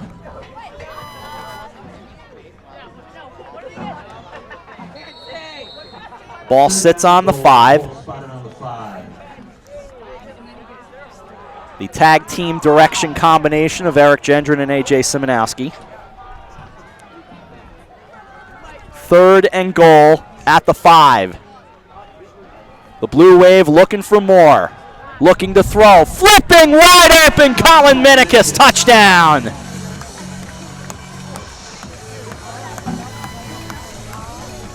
Can't make it any easier for Timmy Graham and Colin Minikis. The one guy you cannot leave open. A busted coverage out in the backfield, almost like a little pick play where one of the receivers swallowed up 2 defenders. Minikis floats to the back of the end zone and an easy flip for Timmy Graham. And now Darien looks to go up 21-0. Extra point coming. And that touchdown will just about end the day for the student section. They are done. 3 touchdowns and the mass exodus begins for the student section. That's funny. And the extra point is good. 9:06 to go as out they go in the student section. Darien 21, Staples nothing. You're watching the FCIAC on the HAN Network. Tired of all the bull? Relax and enjoy the experience of buying a car at Pamby Chrysler Jeep Dodge and Ram. No bull allowed. Back at Darien 21-0 in FCIAC football on the HAN Network, brought to you by the Hospital for Special Surgery, Stamford Outpatient Center. We thank them for sponsoring us on this Saturday afternoon. Still sunny skies, but the sun fading behind us, so the school behind us as well, as there's very little room in the press box. That's long been kind of the issue ever since they redid this field a few years ago, which is really about it. Is it almost a decade ago now? I think it's about 10 years, yeah. It is, believe it or not. Here's the kickoff bouncing. This will head toward the end zone. Didn't they play at McMahon for a while? Yeah, they did. You know, it's funny. This facility is really great, you know, in its location and how it's secluded. But the press box has been, you know, an issue, especially its size, for a long time. And there's no roof access, so the coaches have to be out here in the crowd. They've got this little alcove right here to our left. So, and I believe the Darien coaches are still in the press box. At least they were. I've done one game in the press box here, and let's just say I don't ever plan to do another game in the press box. You know, coaches are coaches. They get emotional. Darien still leading 1-0, by the way, on Fairfield Prep in soccer. Around the right side, speed maybe a yard. 21-0, 8:56 to go, third quarter.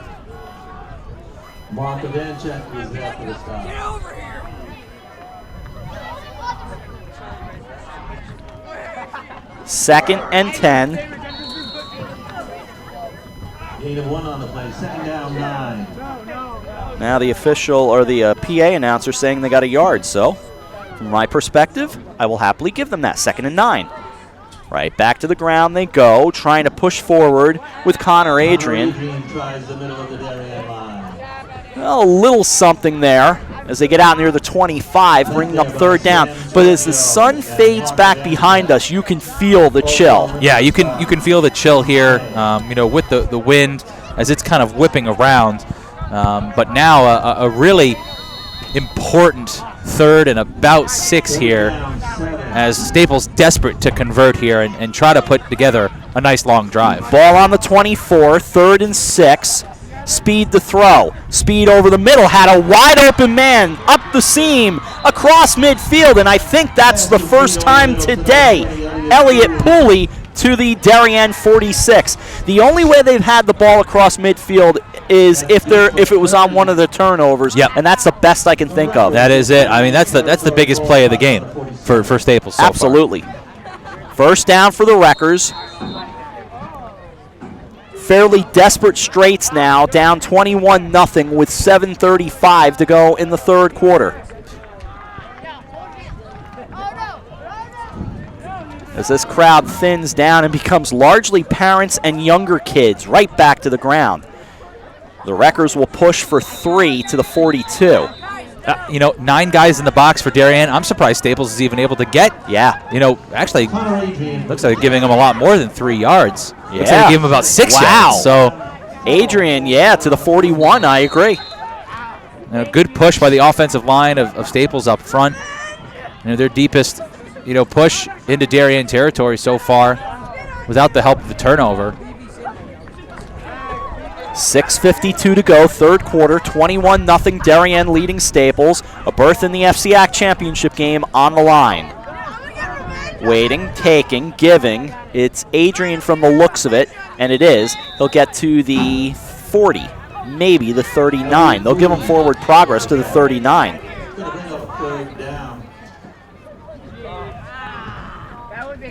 21-0 on touchdowns by Cord Fox in the first. Colin Minikis, a 24-yard catch. A safety with the punt being blocked. 2 punts blocked in this game for Darien. That made it 14-0, and then Minikis, a 5-yard touchdown pass from Graham just a short time ago. 6:08 to go, third quarter. Just inside the 40 at the Staples at the Darien 39, excuse me. It is Speed with forward progress. He's got a first down at the 36, and he does. So it's a first down for Darien.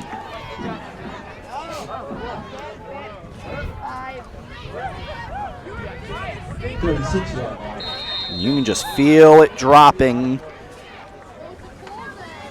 The app that I use says it's still 46, but feels every bit of 41. I think that's generous. I believe that's true. 2 receivers go out to the right. Colin Hoy, as well as Ryan Fitton. One on the near side as Fitton goes in motion. Now the give goes to Adrian, and Adrian pushes forward for about 2. Will they give him progress to the, and I believe they will, to the 34. Nope, put it at the 35, 2nd and 9. And like I said, this is a perfect time to go play action here. The one thing that we've seen is that every play action pass that Staples has thrown, it's been from Speed coming under center. I would love to see them fake this little read option and then kind of have Speed roll out either left or right, give him a run pass option, try to have him find one of these receivers on the outside. 2 receivers out to the far side right. Play action, there it is, looking to throw. Speed's got to tuck it, and Ivanchek's got him. Sacked by Mark Ivanchek. There's another sack to tag on as he didn't get across the line of scrimmage, so you can't quite define it as a run for a loss of a yard. I think you got to give him a sack. Yeah, absolutely. And I mean, do they only have one play action pass in their playbook? We've seen the same one where they fake that little ISO play up the middle. Speed kind of turns in a counterclockwise way and looks down the seam. That's the only pass they've run. 2 receivers to each side on 3rd and 10, 3rd and 11, in fact, and the ball bounces incomplete, intended for Fitton. You're in no man's land here. 4th down and 11. I think you have to go for it if you're Coach Petrosio. Congratulations to Darien and boys soccer as they knocked off Fairfield Prep 1-0. Nice terminology there. Thank you. I'm a professional soccer broadcaster now. Interesting. Do you hold like your goal for like 45 seconds? No chance. I am not Andres Cantor. I am not even JP Telecamera. Looking to throw on 4th down, ball wobbling near side. Is it enough for the first down? They're saying incomplete. Nope. Looks like they're ruling it a catch at the 26. But he's short by 2 yards. Yeah. You can't run a 9-yard route when you need 11 on 4th down. Complete to Hoy. And the offense indeed will move off. If you're going to do that, you might as well punt the football and try to pin Darien back inside their own 10. I give the DJ credit. A little long, cool woman in a black dress by the Hollies. Don't hear this very often. Good call. I'll tell you what, some of the music selection we've heard today has been interesting. Yes, interesting. Interesting. Good way to put it. Good way to put it. Sure. Fine way to put it. Solid, professional way to put it. Indeed. Receivers go out to the far side left. Minikis on the near side. As the Blue Wave will take over at their own 27. 4:06 to go, third quarter. And you're starting to get an idea of what the turkey's going to taste like on Thanksgiving morning. Hamill in motion from the near to the far side, looking to throw. Graham brings it near side Minikis. Minikis had a 5-yard difference between he and the defender, and the big run will take the ball to the 44. It's a gain of 17. And here's one of the big differences we've seen, and I've said it, once, I've said it a couple times today, is that Darien and their playmakers, their receivers, their slot backs are able to break that first tackle, that initial tackle, and gain extra yards. Where Staples, in the few catches that they've had, they've been tackled right away. You know, they haven't had any yards after catch, which is huge, especially running this type of offense. First down at their own 43. Hamill in motion again from the near to far side. Runs right along the 40-yard marker, and Graham's going to throw to him. He makes the catch at the 46, turns it upfield, gets right near a first down before he's sandwiched between Thomas Moy and Brendan Massoud. They will mark it down across midfield at the 47. 2nd and a yard. This, if I'm the Blue Wave, this is where I want to go for the hammer right here. It's 2nd and short, little play action. Throw yourself a nice post down the seam and see if you can get 6. Yeah, they're going to try to target Colin Minikis here one-on-one. Minikis has had himself a day. Hamill in motion. Comes to the near side. Hamill Graham to throw. Does find a man who loses it. Then it's scooped up. Then it's fumbled. And it's snagged back from the looks of it. And Darien is going to retain the football. Lucky to retain it there. I thought Staples jumped on the second fumble. Not the first initial fumble by Hervey, but the second one. Tim Herget made the catch. The junior moves the ball out to the 30. It looked like Max Grant picked it up, and then he fumbled the football. It became a rugby scrum. Ball down at the 27, in fact. 21-0, 2:54 to go. Can feel it getting colder here at Darien, and the wind kind of stirring up again. On the near hash. 3 receivers out to the left. 1 near side right. That's Colin Corcoran. Pass complete left side. Dancing and moving forward down near the 11. And that's Tim Herget on the reception. Good job of going back to him. Ball down at the 11. Herget's going to be one of those guys next year that's called upon to really take the place of a lot of these seniors. He's a slot back, as well as a cornerback, just a junior, 6 feet, 155 pounds. But he's going to be one of these intricate seniors that plays for Darien and the Blue Wave next year. First down at the Staples 11. 21-0, 2:19 to go third quarter. 2 receivers each side. Graham waits, Graham takes. Graham looking left, still looking, has a man. Finds Shelby Grant. Grant dances out of bounds and now near the end zone. Yes, touchdown! From 12 yards, it's into the end zone, and it's 27-0. From our perspective, looked pretty close to going out of bounds, but into the end zone he goes. And again, Shelby Grant's ability to break that initial tackle, to shrug off the defender who tried to get him to jump on his back, break that tackle, tiptoe down the sidelines, and dive into the end zone. And now the route is on. I hate to say it, but it just looks like Darien is too much for Staples, especially on offense, and then on defense. They're just swarming speed and this entire offense of Staples. Just remember, live.han.net as you're leaving the building. And the extra point, no good. 2:05 to go, third quarter. Will stay here at 27-0. Cato, it's all going right now for the Blue Wave. I mean, for the most part, Staples has just struggled to keep up with this Darien offense. The defense has played very well in the first half, but this third quarter, it's just been all Darien all the time. And the offense for Staples, without Ethan Berger, they just can't move the football. Guys, back to you. Cato, thank you very much. 27-0, 2:05 to go in the third.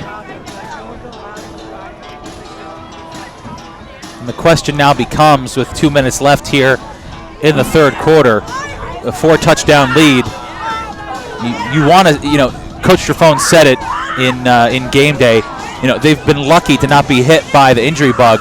When do you start pulling your starters? I think you start pulling probably at the end of 3. I would think so. I think you'd have to.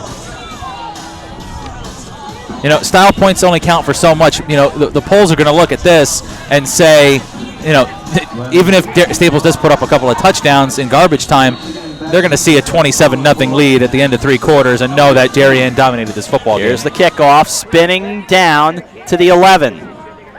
Up comes Colin Hoy, turns it back to the right, and he'll get near the 29. Hoy with the ball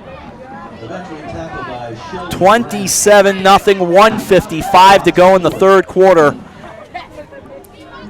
And this place has thinned down a wee bit. Not that I blame them. I mean, it is still a fairly chilly day.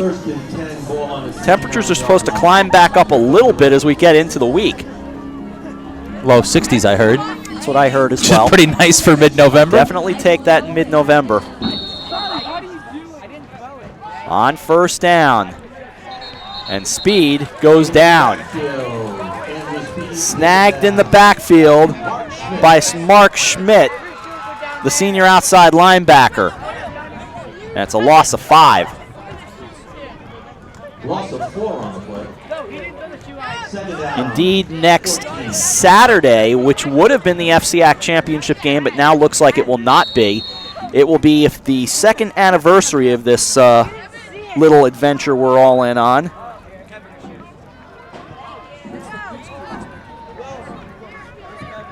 Looking to throw on second down, brought near side to the 29. And Sam Arciola makes the catch. However, incomplete. Or no, they do move him out to the 29. That's where that screen of this whole Darien bench has been catching me off guard. Can't really see it over this real blue wave, I guess you could say. Yeah, I couldn't see the officials, and I saw that the line stayed pretty much right where they were. I was like, okay, maybe not. Looking to throw, slinging it right. Speed does find a man, but comes up short of the first down. It's Colin Hoy, about 1.5 yards short. And no choice here if you're Coach Petrosio. You have to go for it on fourth down. It's 4th and short. You have to be able to try and convert something here and keep the ball out of the hands of Darien. And again, if you are leaving here and you want to watch the game, it is live.han.network. And you can find us online. However, should you want to watch the FCIAC Championship, championships.han.network. It's a lot to remember. That's long. It's my feeble brain. 1 second remaining, third quarter. Clock has expired. Hang on a sec here, guys. They'll say that is the end of the third quarter. So after 3, the Darien Blue Wave are ready to jump around. They lead the Staples Wreckers 27-0. We'll be jumping around to the fourth quarter right after this. You're watching the FCIAC on the HAN Network. Here at the Darien Sports Shop, we are very excited about our newly redesigned men's department. Gentlemen, if you're shopping for work, weekend, or wedding, we've got the latest styles and trends inside our spacious new department just for you. We have vast selections from Peter Millar, Vineyard Vines, Johnny O, Duckhead, Barber, and so much more. And you can even walk out of the store in the new Wolverine 1,000-mile men's boot. Conveniently located with free and easy parking at 1127 Post Road, Darien, Connecticut, or shop us online at dariensport.com.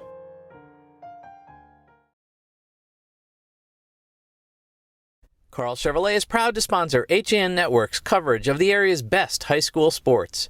No matter the sport, competition in the FCIAC is spirited, so get out and cheer on your favorite team. If you can't make it to the game, be sure to bring HAN Network with you to keep up with the action. Visit Carl Chevrolet in New Canaan or online at carldirect.com. Getting ready to start the fourth quarter at Darien High School with Chris Erway, Chris Kalin, I'm Rob Adams. 27-0 Darien, well on their way to the FCIAC Championship game. Are you jumping around, Rob? I am jumping around. No, if I was jumping around, I'd be out of breath. Probably be the carbonated soda you had. All right, I had to have it.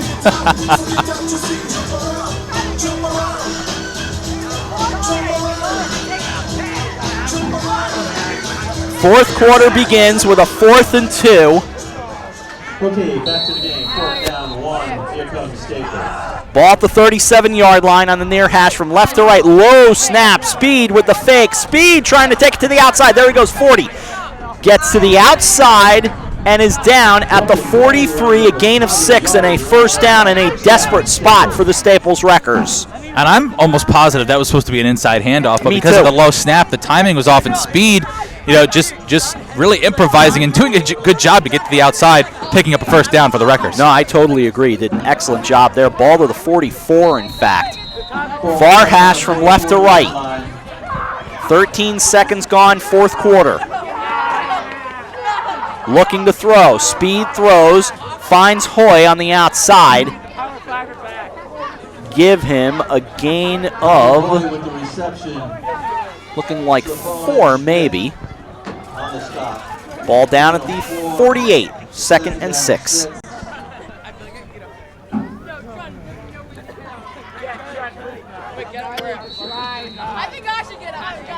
Speed will step in the shotgun. Arciola will go out to the left. 3 receivers come near side right. Speed to throw, does throw left to Arciola, who stretches for a yard maybe to the 49. Looking at this, it just takes Staples a lot longer to develop and execute these plays than Darien. When you watch Timmy Graham throw a little tunnel screen like that, he catches the ball and just flicks it out there with ease. When Andrew Speed does it, it just takes him a lot longer to develop the throw and get it out there. It's a slower pass, it's a little bit wobblier, and the defense for Darien is able to react very quickly. Ball at the 49, 3rd and 6. Pass right and incomplete. Intended for Moy, sliding. Had to deal with Bobby Trafone in coverage. It'll bring up 4th down. Let's call it 4th and a long 6.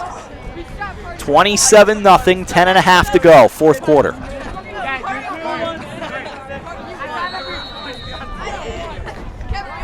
Fourth down, 5. Thanks to our entire crew for trying to keep the cameras warm and keep themselves warm on a raw Saturday in November. Speed in a shotgun. 1 receiver out to the left, 3 near side right. Speed's going to throw left and almost intercepted. Would have gone the other way with Tyler Grant, but turned right back over on downs. Rob, I see Timmy Graham coming onto the field, as well as Shelby Grant, Hudson Hamill, and it looks like the entire starting offensive line. So are you a bit surprised here? A little bit, yep, I am. Maybe, I know coaches always like to give kind of one more drive, especially on senior day. That's a good point. Maybe this is something where, they start to, I know, during senior day, it was kind of like a slow exit where they kind of, allowed, the guys to kind of walk off and, substitutions in a couple plays. Ball at the 49, pass outside, complete. It's Hamill, and down he goes at the 40. Because what we know is, and of course, playoffs all line up such as they are, you would imagine Darien would have a home game in the playoffs. Right. That being said, because the FCIAC Championship game will become the Turkey Bowl will become the FCIAC Championship game, regardless, this game will not take place at either Darien or New Canaan. Right. It's going to be at Boyle Stadium. Shotgun snap. The handoff goes up the middle. Bouncing to the right, and down he goes. Shelby Grant hit hard. That was Jack Griffin, the senior linebacker. No one is more happy about the game being at Boyle Stadium than you, and I think everyone who watches knows that. Yep, I love it. Absolutely just my favorite. Nothing better. Not Yankee Stadium. Nope, not Yankee Stadium. What about the old Yankee Stadium? Oh, God. You want me to cry? 9:38 to go, 4th quarter, 21-0. Looking to throw Graham. Graham brings it left into double coverage. It's incomplete. Intended for Tim Herget. Riley Petta made a nice play, the senior linebacker. Truly surprised that Darien is throwing the football here. They've been successful running the football. I'm surprised they're not handing it to Shelby Grant, letting him do the dirty work and running this clock down. That's true. Yeah, there's, certain facilities you just want to be a part of. The old Yankee Stadium, that was home. 2nd and 10, ball on the ground, picked up by Grant, and Grant's going to get tumbled down. A loss of probably 6 back near the 44. I've never been to Wrigley Field. I'd like to see that once. I've been to Fenway Park. I've actually broadcast from Fenway Park. That was a dream. Just a dream. This coming from a Yankee fan, of course. I know you're watching the rugby scrum below us. Does your son do stuff like this? I hope not. Just kids having fun. Oh, yeah. They're having a good time. Sean does his own silliness. Hamill in motion on 3rd and long. Grant to throw. Grant rolling right. Grant going down at the 45.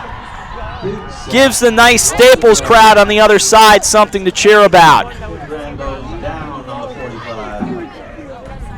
And that's just something where, that's where I question having your starters in. And I know obviously senior day, but Timmy Graham goes down there, takes a big hit and a sack. The last thing you want is to have your starting quarterback and a senior captain be hurt. Kicking team comes on to punt it away. Back at the 31. Dylan Jones will step up and get into it. Had plenty of time, no rush. On to grab it with a fair catch is Colin Hoy. 7:59 to go, 27-0 Darien. And indeed, we're 7:59 from confirming Thanksgiving morning.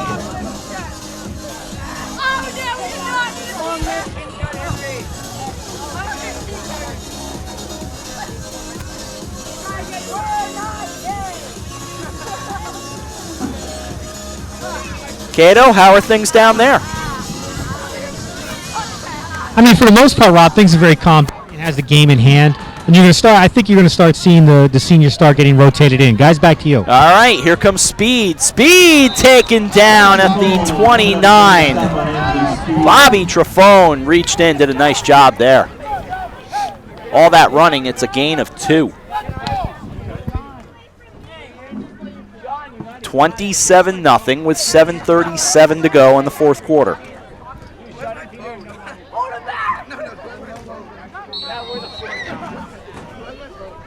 And the ball at the Staples 27-yard line.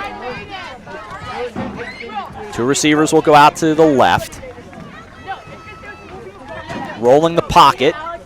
Speed, the righty, throws it incomplete. And really, that's Andrew Speed just trying to throw the football away. Not really near any receiver. Good coverage in the secondary by Darien.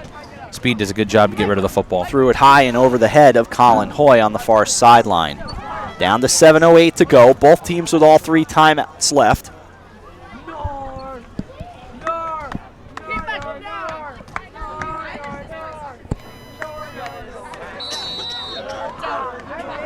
Third down, 10.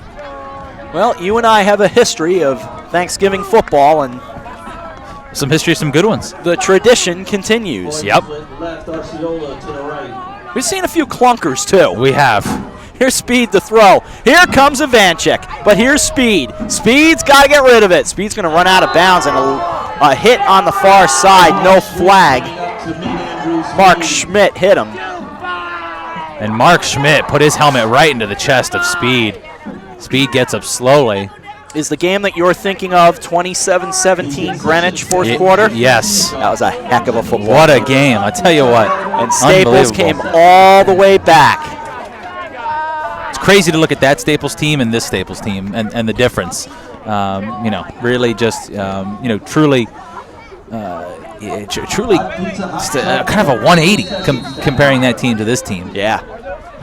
27-17, they won. Oof, what a game that was. And Greenwich almost came back and won it. Yeah. That was a wild one. Fourth down, they'll punt it away with 6:13 to go.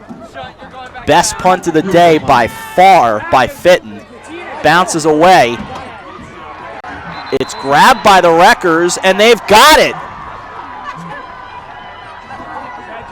Even though it's 27-0, there are things that Coach Trafone and his coaching staff are going to be absolutely infuriated with. One of them being the turnovers that we've seen, kind of Darien cough up here. So that is something that they'll definitely work on, in the weeks leading up to the FCIAC Championship game. That is turnover number 4, in fact. I mean, you really don't expect against a team that's 6-1 to have 4 turnovers. I mean, if I said Darien had 4 turnovers against Staples, who's 6-1, do you think they'd be up 27-0? I don't think anyone would have said that. Speed will go from under center with a receiver to the near side. Takes it, uses a little play action. Got to get rid of it. He cannot. Mark Schmidt, the blitz off the left side, comes around and knocks him down. Schmidt playing like a man on fire right now. We didn't really call his name in the first half, but he has made a huge impact here in the second half. Of course, when we talk about Thanksgiving games, we will always remember last year. Absolutely virtuoso performance by both teams. New Canaan the big lead early on. Darien able to score right before the half, and that was a big deal in that game.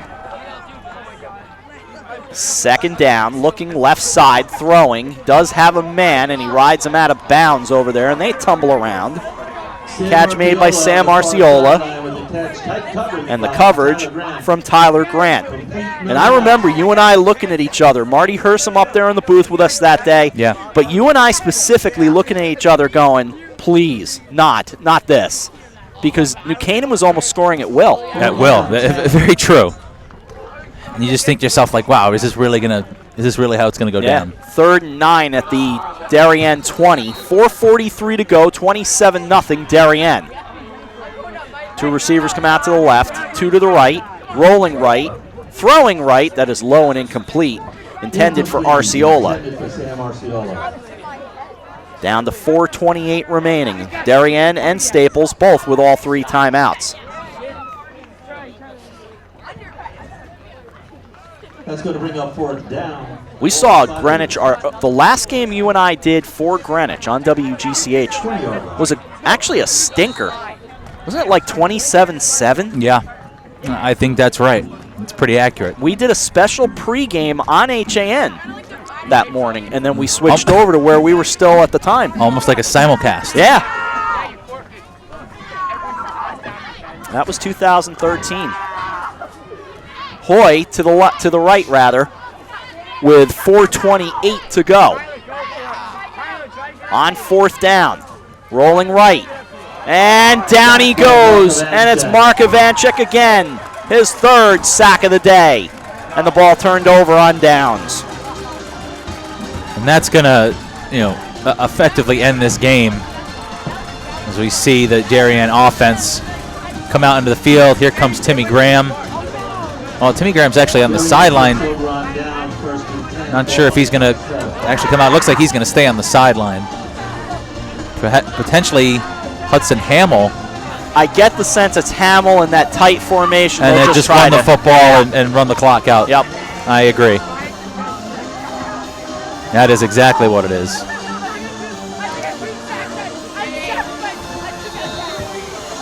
Ball at the 27, 4:20 to play.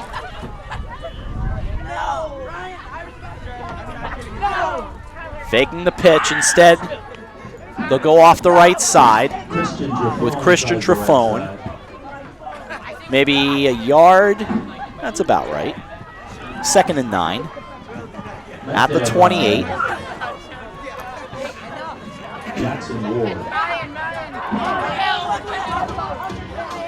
Got a bunch of younger students down below us. They have been kind of tumbling on top of each other for the balance of this 4th quarter, and they're paying almost no attention to the game. That tells you what kind of game it's become.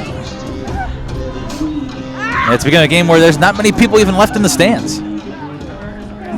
A few hardy, and again, the bleachers over here all in shade now. Pitch goes far right. Trafone around the edge, almost broke it. Instead, he was grabbed by Brendan Massoud after a gain of about 5. The Staples fans are still all in sunlight, and you can see many of them with the hands up to the eyes to try to shade the sun. But this mostly about running the clock out as Graham does come back out onto the field on what will be 3rd and about 4. 2:55 to go. 27-0 Darien.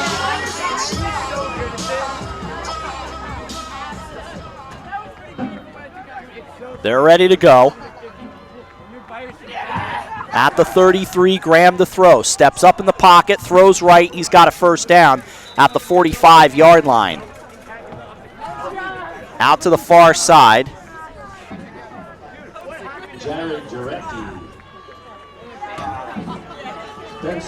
It was Spencer Jarecki on the catch. And a first down. Ball at the 46 with 2:29 to play.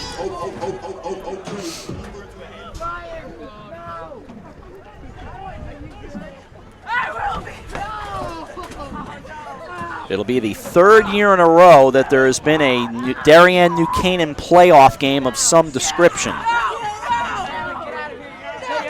Graham to the ground. Looks like Shelby Grant to midfield. Maybe 5 as he pummels across.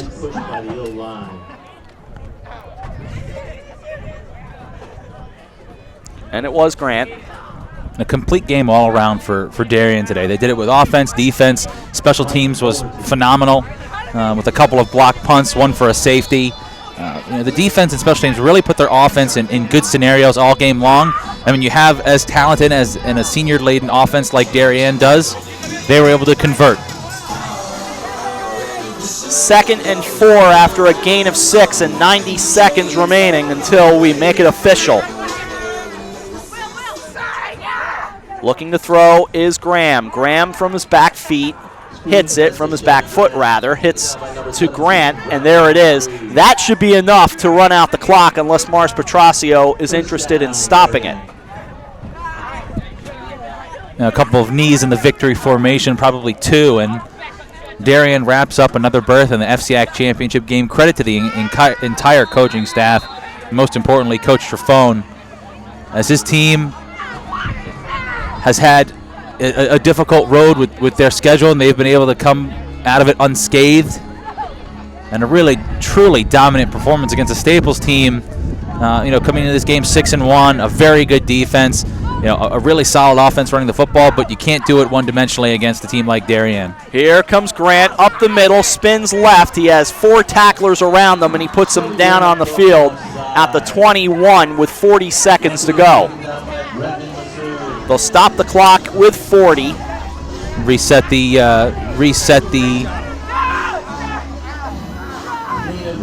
down markers, and we will most likely just take a knee here. I'm told we have a listener in North Carolina today. Fantastic. Uncle Herm? All right, Uncle Herm. Hello from Darien, and hope it's nice and warm in North Carolina. I'm sure it's warmer than it is here. We love North Carolina. Into the victory formation. Graham takes the ball away, tosses it aside, and the Darien Blue Wave will play for the FCIAC Championship on Thanksgiving morning against the New Canaan Rams. The final score, Darien 27, Staples nothing. And how, matter-of-fact in business like Darien is, especially look at Timmy Graham. Victory formation, a few claps, and literally sprinted to the 50-yard line to shake hands. A lot of selfless players on this Darien team, and they played well today. Just an effective victory for the Blue Wave. Really not a question that they were in control of this game. And give credit to Timmy Graham. He was very accurate with the ball today. Colin Minikis making big plays as always. And how about Shelby Grant in the second half? Being able to take over, run the football hard. For Coach Petrosio and Staples, they're a very solid team with a good defense. They showed up today for the most part. But when you're, backed up in a position where your defense is always on the field, on a short field no less, against a very powerful offense, there's only so much you can do. 27 points is not a ton. 4 touchdowns today. We've seen Darien score, basically 40 points a game consistently. So, for Staples, for the records, they held them, under their norm. But on offense, just anemic. You don't have Ethan Berger. He was in for the first series. He's your workhorse. He comes out of the game after that first play, and it was really all downhill from there. Completely dominant performance by Darien after that. So once again, Rob Trafone and Darien against Lou Marinelli and New Canaan Thanksgiving morning for the 50th FCIAC Championship game. 50 years. I know you're happy about it. I love it. I love it too. I love the tradition. Call us old school, but we love it. I know there are flaws in the system. I know that there, you don't want to cost anybody a game. I know many of the writers kind of say it's not worth it, And, you know, the FCIAC is foolish in their approach, and I patently disagree. I just love the tradition of it. I do as well, and I think it's something that it needs to continue. You know, we're a small state, but it's a proud state, and, you know, specifically, you know, Fairfield County, as you can tell that you see some clapping down in the Darien circle here. They're probably congratulating Mark Ivanchek on the state sack record. But, you know, it is a small state, but it's a passionate state about football. And, you know, old school traditions like this need to continue. Yeah, I agree with you. 27-0, once again, the final score. Cord Fox got the scoring started with 3:14 to play in the first quarter. A 1-yard touchdown run made it 6-0. The Darien kicking game, and look, this could be as much a result of the weather as anything else, was not really on the mark today. So the missed extra point there, it was 6-0. Then Minikis from 24 yards out, the touchdown from Timmy Graham, who threw 3 on the day. The conversion failed as the pass failed. 9:17 to go in the first half. It was 12-0. We'll pause in the scoring recap as we look to the scoreboard, as the record has been broken, of course, by Mark Ivanchek. Dwight Freeney held it. Let's see if we can pick up some of the noise here at Darien High School. Arizona Cardinals of the National Football League. Mark, we've got a message for you on the board from a special guest.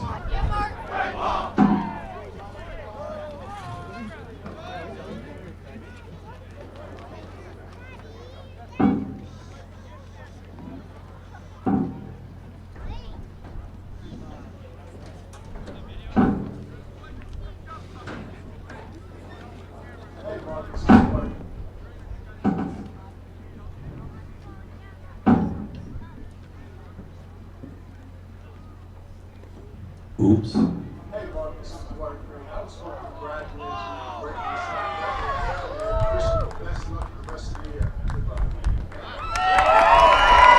Yeah! How about that? A message from Dwight Freeney of the Arizona Cardinals to congratulate the new state record holder, Mark Ivanchek. Very cool. Very cool. And for Mark, you know, probably a dream come true to hear from, you know, a Pro Bowler like Dwight Freeney and potential Hall of Famer. I mean, a guy that has wreaked havoc in the NFL for years. So a really impressive job. And you can see them bowing down in kind of salutations to Mark Ivanchek, who doesn't want to see any of that, to be honest. The greetings and salutations from Mark Ivanchek from his teammates. So the 24-yard touchdown pass made it 12-0. Then a safety as the punt was blocked. Darien blocked 2 punts off the foot of Ryan Fitton today, almost blocked a third. So with 3:19 to go in the half, it was 14-0.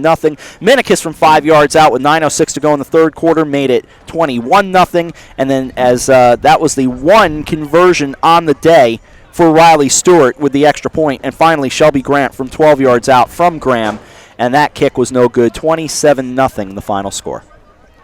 We are staying here as we expect to talk with Mark Ivanchek very shortly. Cato will talk to him on the field. Looks like a few other people have snagged them first, so we're keeping our eye out for Cato and the crew down on the field. And again, you look at this game today, a truly solid performance by Darien. Give credit to Colin Minikis and to Timmy Graham, and one of the guys that I think is severely underrated in Shelby Grant. We saw actually Timmy Graham, as everyone was congratulating Mark, kind of run over, or Timmy Graham kind of run over the sideline, put his helmet down, and kind of get things in order. And that's really the type of kid that Timmy Graham is. Really just very businesslike. Like the rest of this Darien team, there's time for celebration. Where something like this where Mark Ivanchek breaks the state sack record, but the true celebrations come after an FCIAC title win and potentially a state playoff win. So again, we are staying here waiting for Mark Ivanchek to talk with our own Chris Callen, and we will get that for you in just a moment. As we join you here from Darien High School, 27-0 the final score with Chris Erway. I'm Rob Adams. Chris Callen on the field.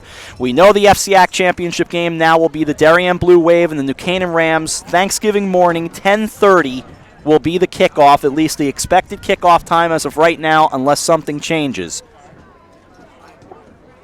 And our tradition continues of calling some great Thanksgiving football games. And I expect to see, as I mentioned before, another classic game by two, really just unbelievable powerhouses. As we get ready, we'll take just a moment here as they shift into position.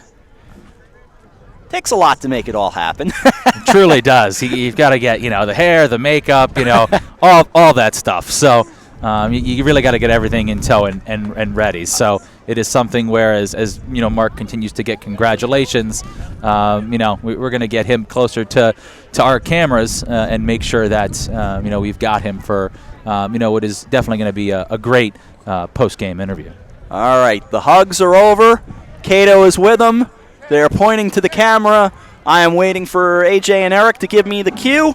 Chris Kalin, you've got him. Take him. Thanks, Rob. I'm with the man of the hour here in Darien, Mark Ivanchuk.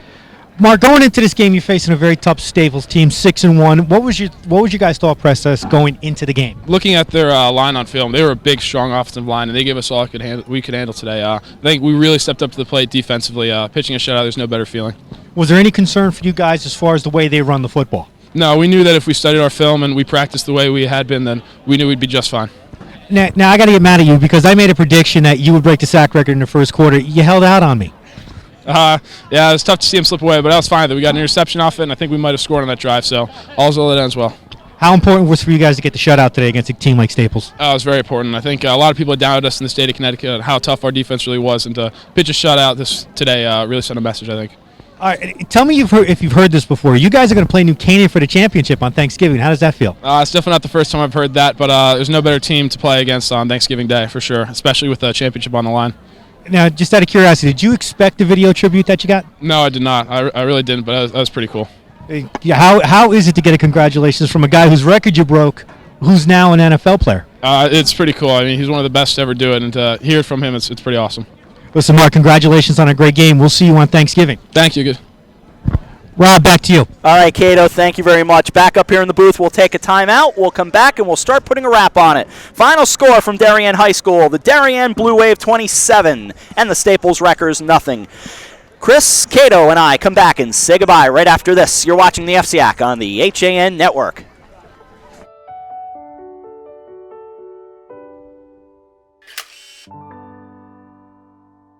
Find over 1,000 special stories at Hospital for Special Surgery. Go to hss.edu/backinthe-game. I was jogging 5 months after my cartilage tear. Skiing a year after hip surgery. And playing grandma 4 weeks after hip replacement. One special hospital, 1,000 special stories. See Connecticut patients at hss.edu/CT. And we welcome you back to Darien. 27-0 the final score, as this game has been brought to you by the Hospital for Special Surgery at Stamford Outpatient Center. We thank them, and, well, we thank Staples and Darien for giving us a game, but, boy, it was Darien. It really was. And, coming into this game, I just kind of looked at it and said, this game can be successful for Staples if they're able to throw the football. You combine the fact that you lose Ethan Berger, it's windy here in Darien, and Andrew Speed did not look comfortable the entire game. No. It really just wrapped things up for Darien pretty easily. You have to look at special teams. I mean, everyone just kind of put special teams aside each and every game, and look what it did for field position for Darien. The first punt block puts them in a good position to score. The second punt block gets them a safety, and momentum, was completely in Darien's favor the rest of the game. Cato. Darien, they just showed what their bull rush can do. And they showed it especially on special teams where, yeah, the punter did not do an effective job getting rid of football, but they, even in the same respect, they got on them quick. They got in that backfield, and they got in them quick. And what more can you say the way Darien's defense played? I mean, you had a team that kind of favored the way they like to play, put 9 monsters in the box, and go to work. And that's exactly what they did. Darien was prepared for the run. I mean, would Staples been able to do more if they had Ethan Berger in the game? Right. Probably, because he's a big, bruising back who can also run, who can, if he gets to the edge, can turn upfield and put up yards. With him going down in the first quarter, it became a completely different game for Staples. Yeah, I think sometimes you just have to give credit where credit is due, and the Blue Wave were a better team today. Staples is a good team. They're just not the Blue Wave. And looking at coming into this game, Darien had put up an average of 49 points per game. Yeah, right. Staples held them to 27 points. They just couldn't get anything going offensively. And let me say this. We talk about offensive line play, defensive line play. I don't care what anybody says. When we look at Thanksgiving and we look at the FCIAC Championship, it is Michael Collins versus Timmy Graham, and that's all I have to say about that. Oh, it's going to be fun. I understand you've got Mark Ivanchek, and I understand you've got a huge defensive line for Darien and a big offensive line for Duquesne. Yep. It's going to come down to what quarterback makes more plays. Yeah, and that's what we saw last year, and we'll see. Thanksgiving morning, Cato. Here we go. Honestly, it's going to be both quarterbacks picking on the other team's secondary. That's it. And it's not going to be. You don't have to worry about the battle at the front line. I mean, yeah, it's going to be a battle of just attrition there. But if both offensive lines give their quarterbacks time, we're looking at a shootout. Honestly, we're going to be looking at a shootout. And not to mention the fact that both teams can, at times when they need to, can run the football. That's right. They absolutely can. You've got Shelby Grant on one side and Cognetta on the other side. Both these teams are known for throwing the football on the spread offense, but when they need to run the football and chew clock, they absolutely can. Gentlemen, take next week off. See you Thanksgiving morning. That's awfully sweet of them. Real it's awfully nice. sweet of us to give us the I'm week a off. benevolent guy. What can I tell you? Great work today, you guys. We'll see you then. Thanksgiving morning, it's going to happen. That will do it from Darien High School. The final score, the Darien Blue Wave 27 and the Staples Wreckers nothing. The FCIAC Championship game is the Turkey Bowl. It will be Thanksgiving morning, 10:30 at Boyle Stadium. We will have the broadcast for you. Lots to do between now and then. We'll let you know all the details of on-air and everything in between, special game day and everything else from Boyle Stadium. That will be Thanksgiving morning. In between, coffee break. Get your day started at 11 o'clock on Monday. Nutmeg Sports at 2 will recap this game. For our entire crew here at Darien High School, including A.J. Simonowski, Eric Gendron, Chris Kalin, Chris Erway, and the entire crew, I'm Rob Adams. The Darien Blue Wave will play the New Canaan Rams for the FCIAC Championship in the Turkey Bowl on Thanksgiving morning. But for now, 27-0. Good night from Darien. The preceding has been a presentation of the HAN Network, the leader for local news, sports, and entertainment in Fairfield and Westchester counties. This is the HAN Network, the leader for local news, sports, arts, and entertainment in southwestern Connecticut and beyond.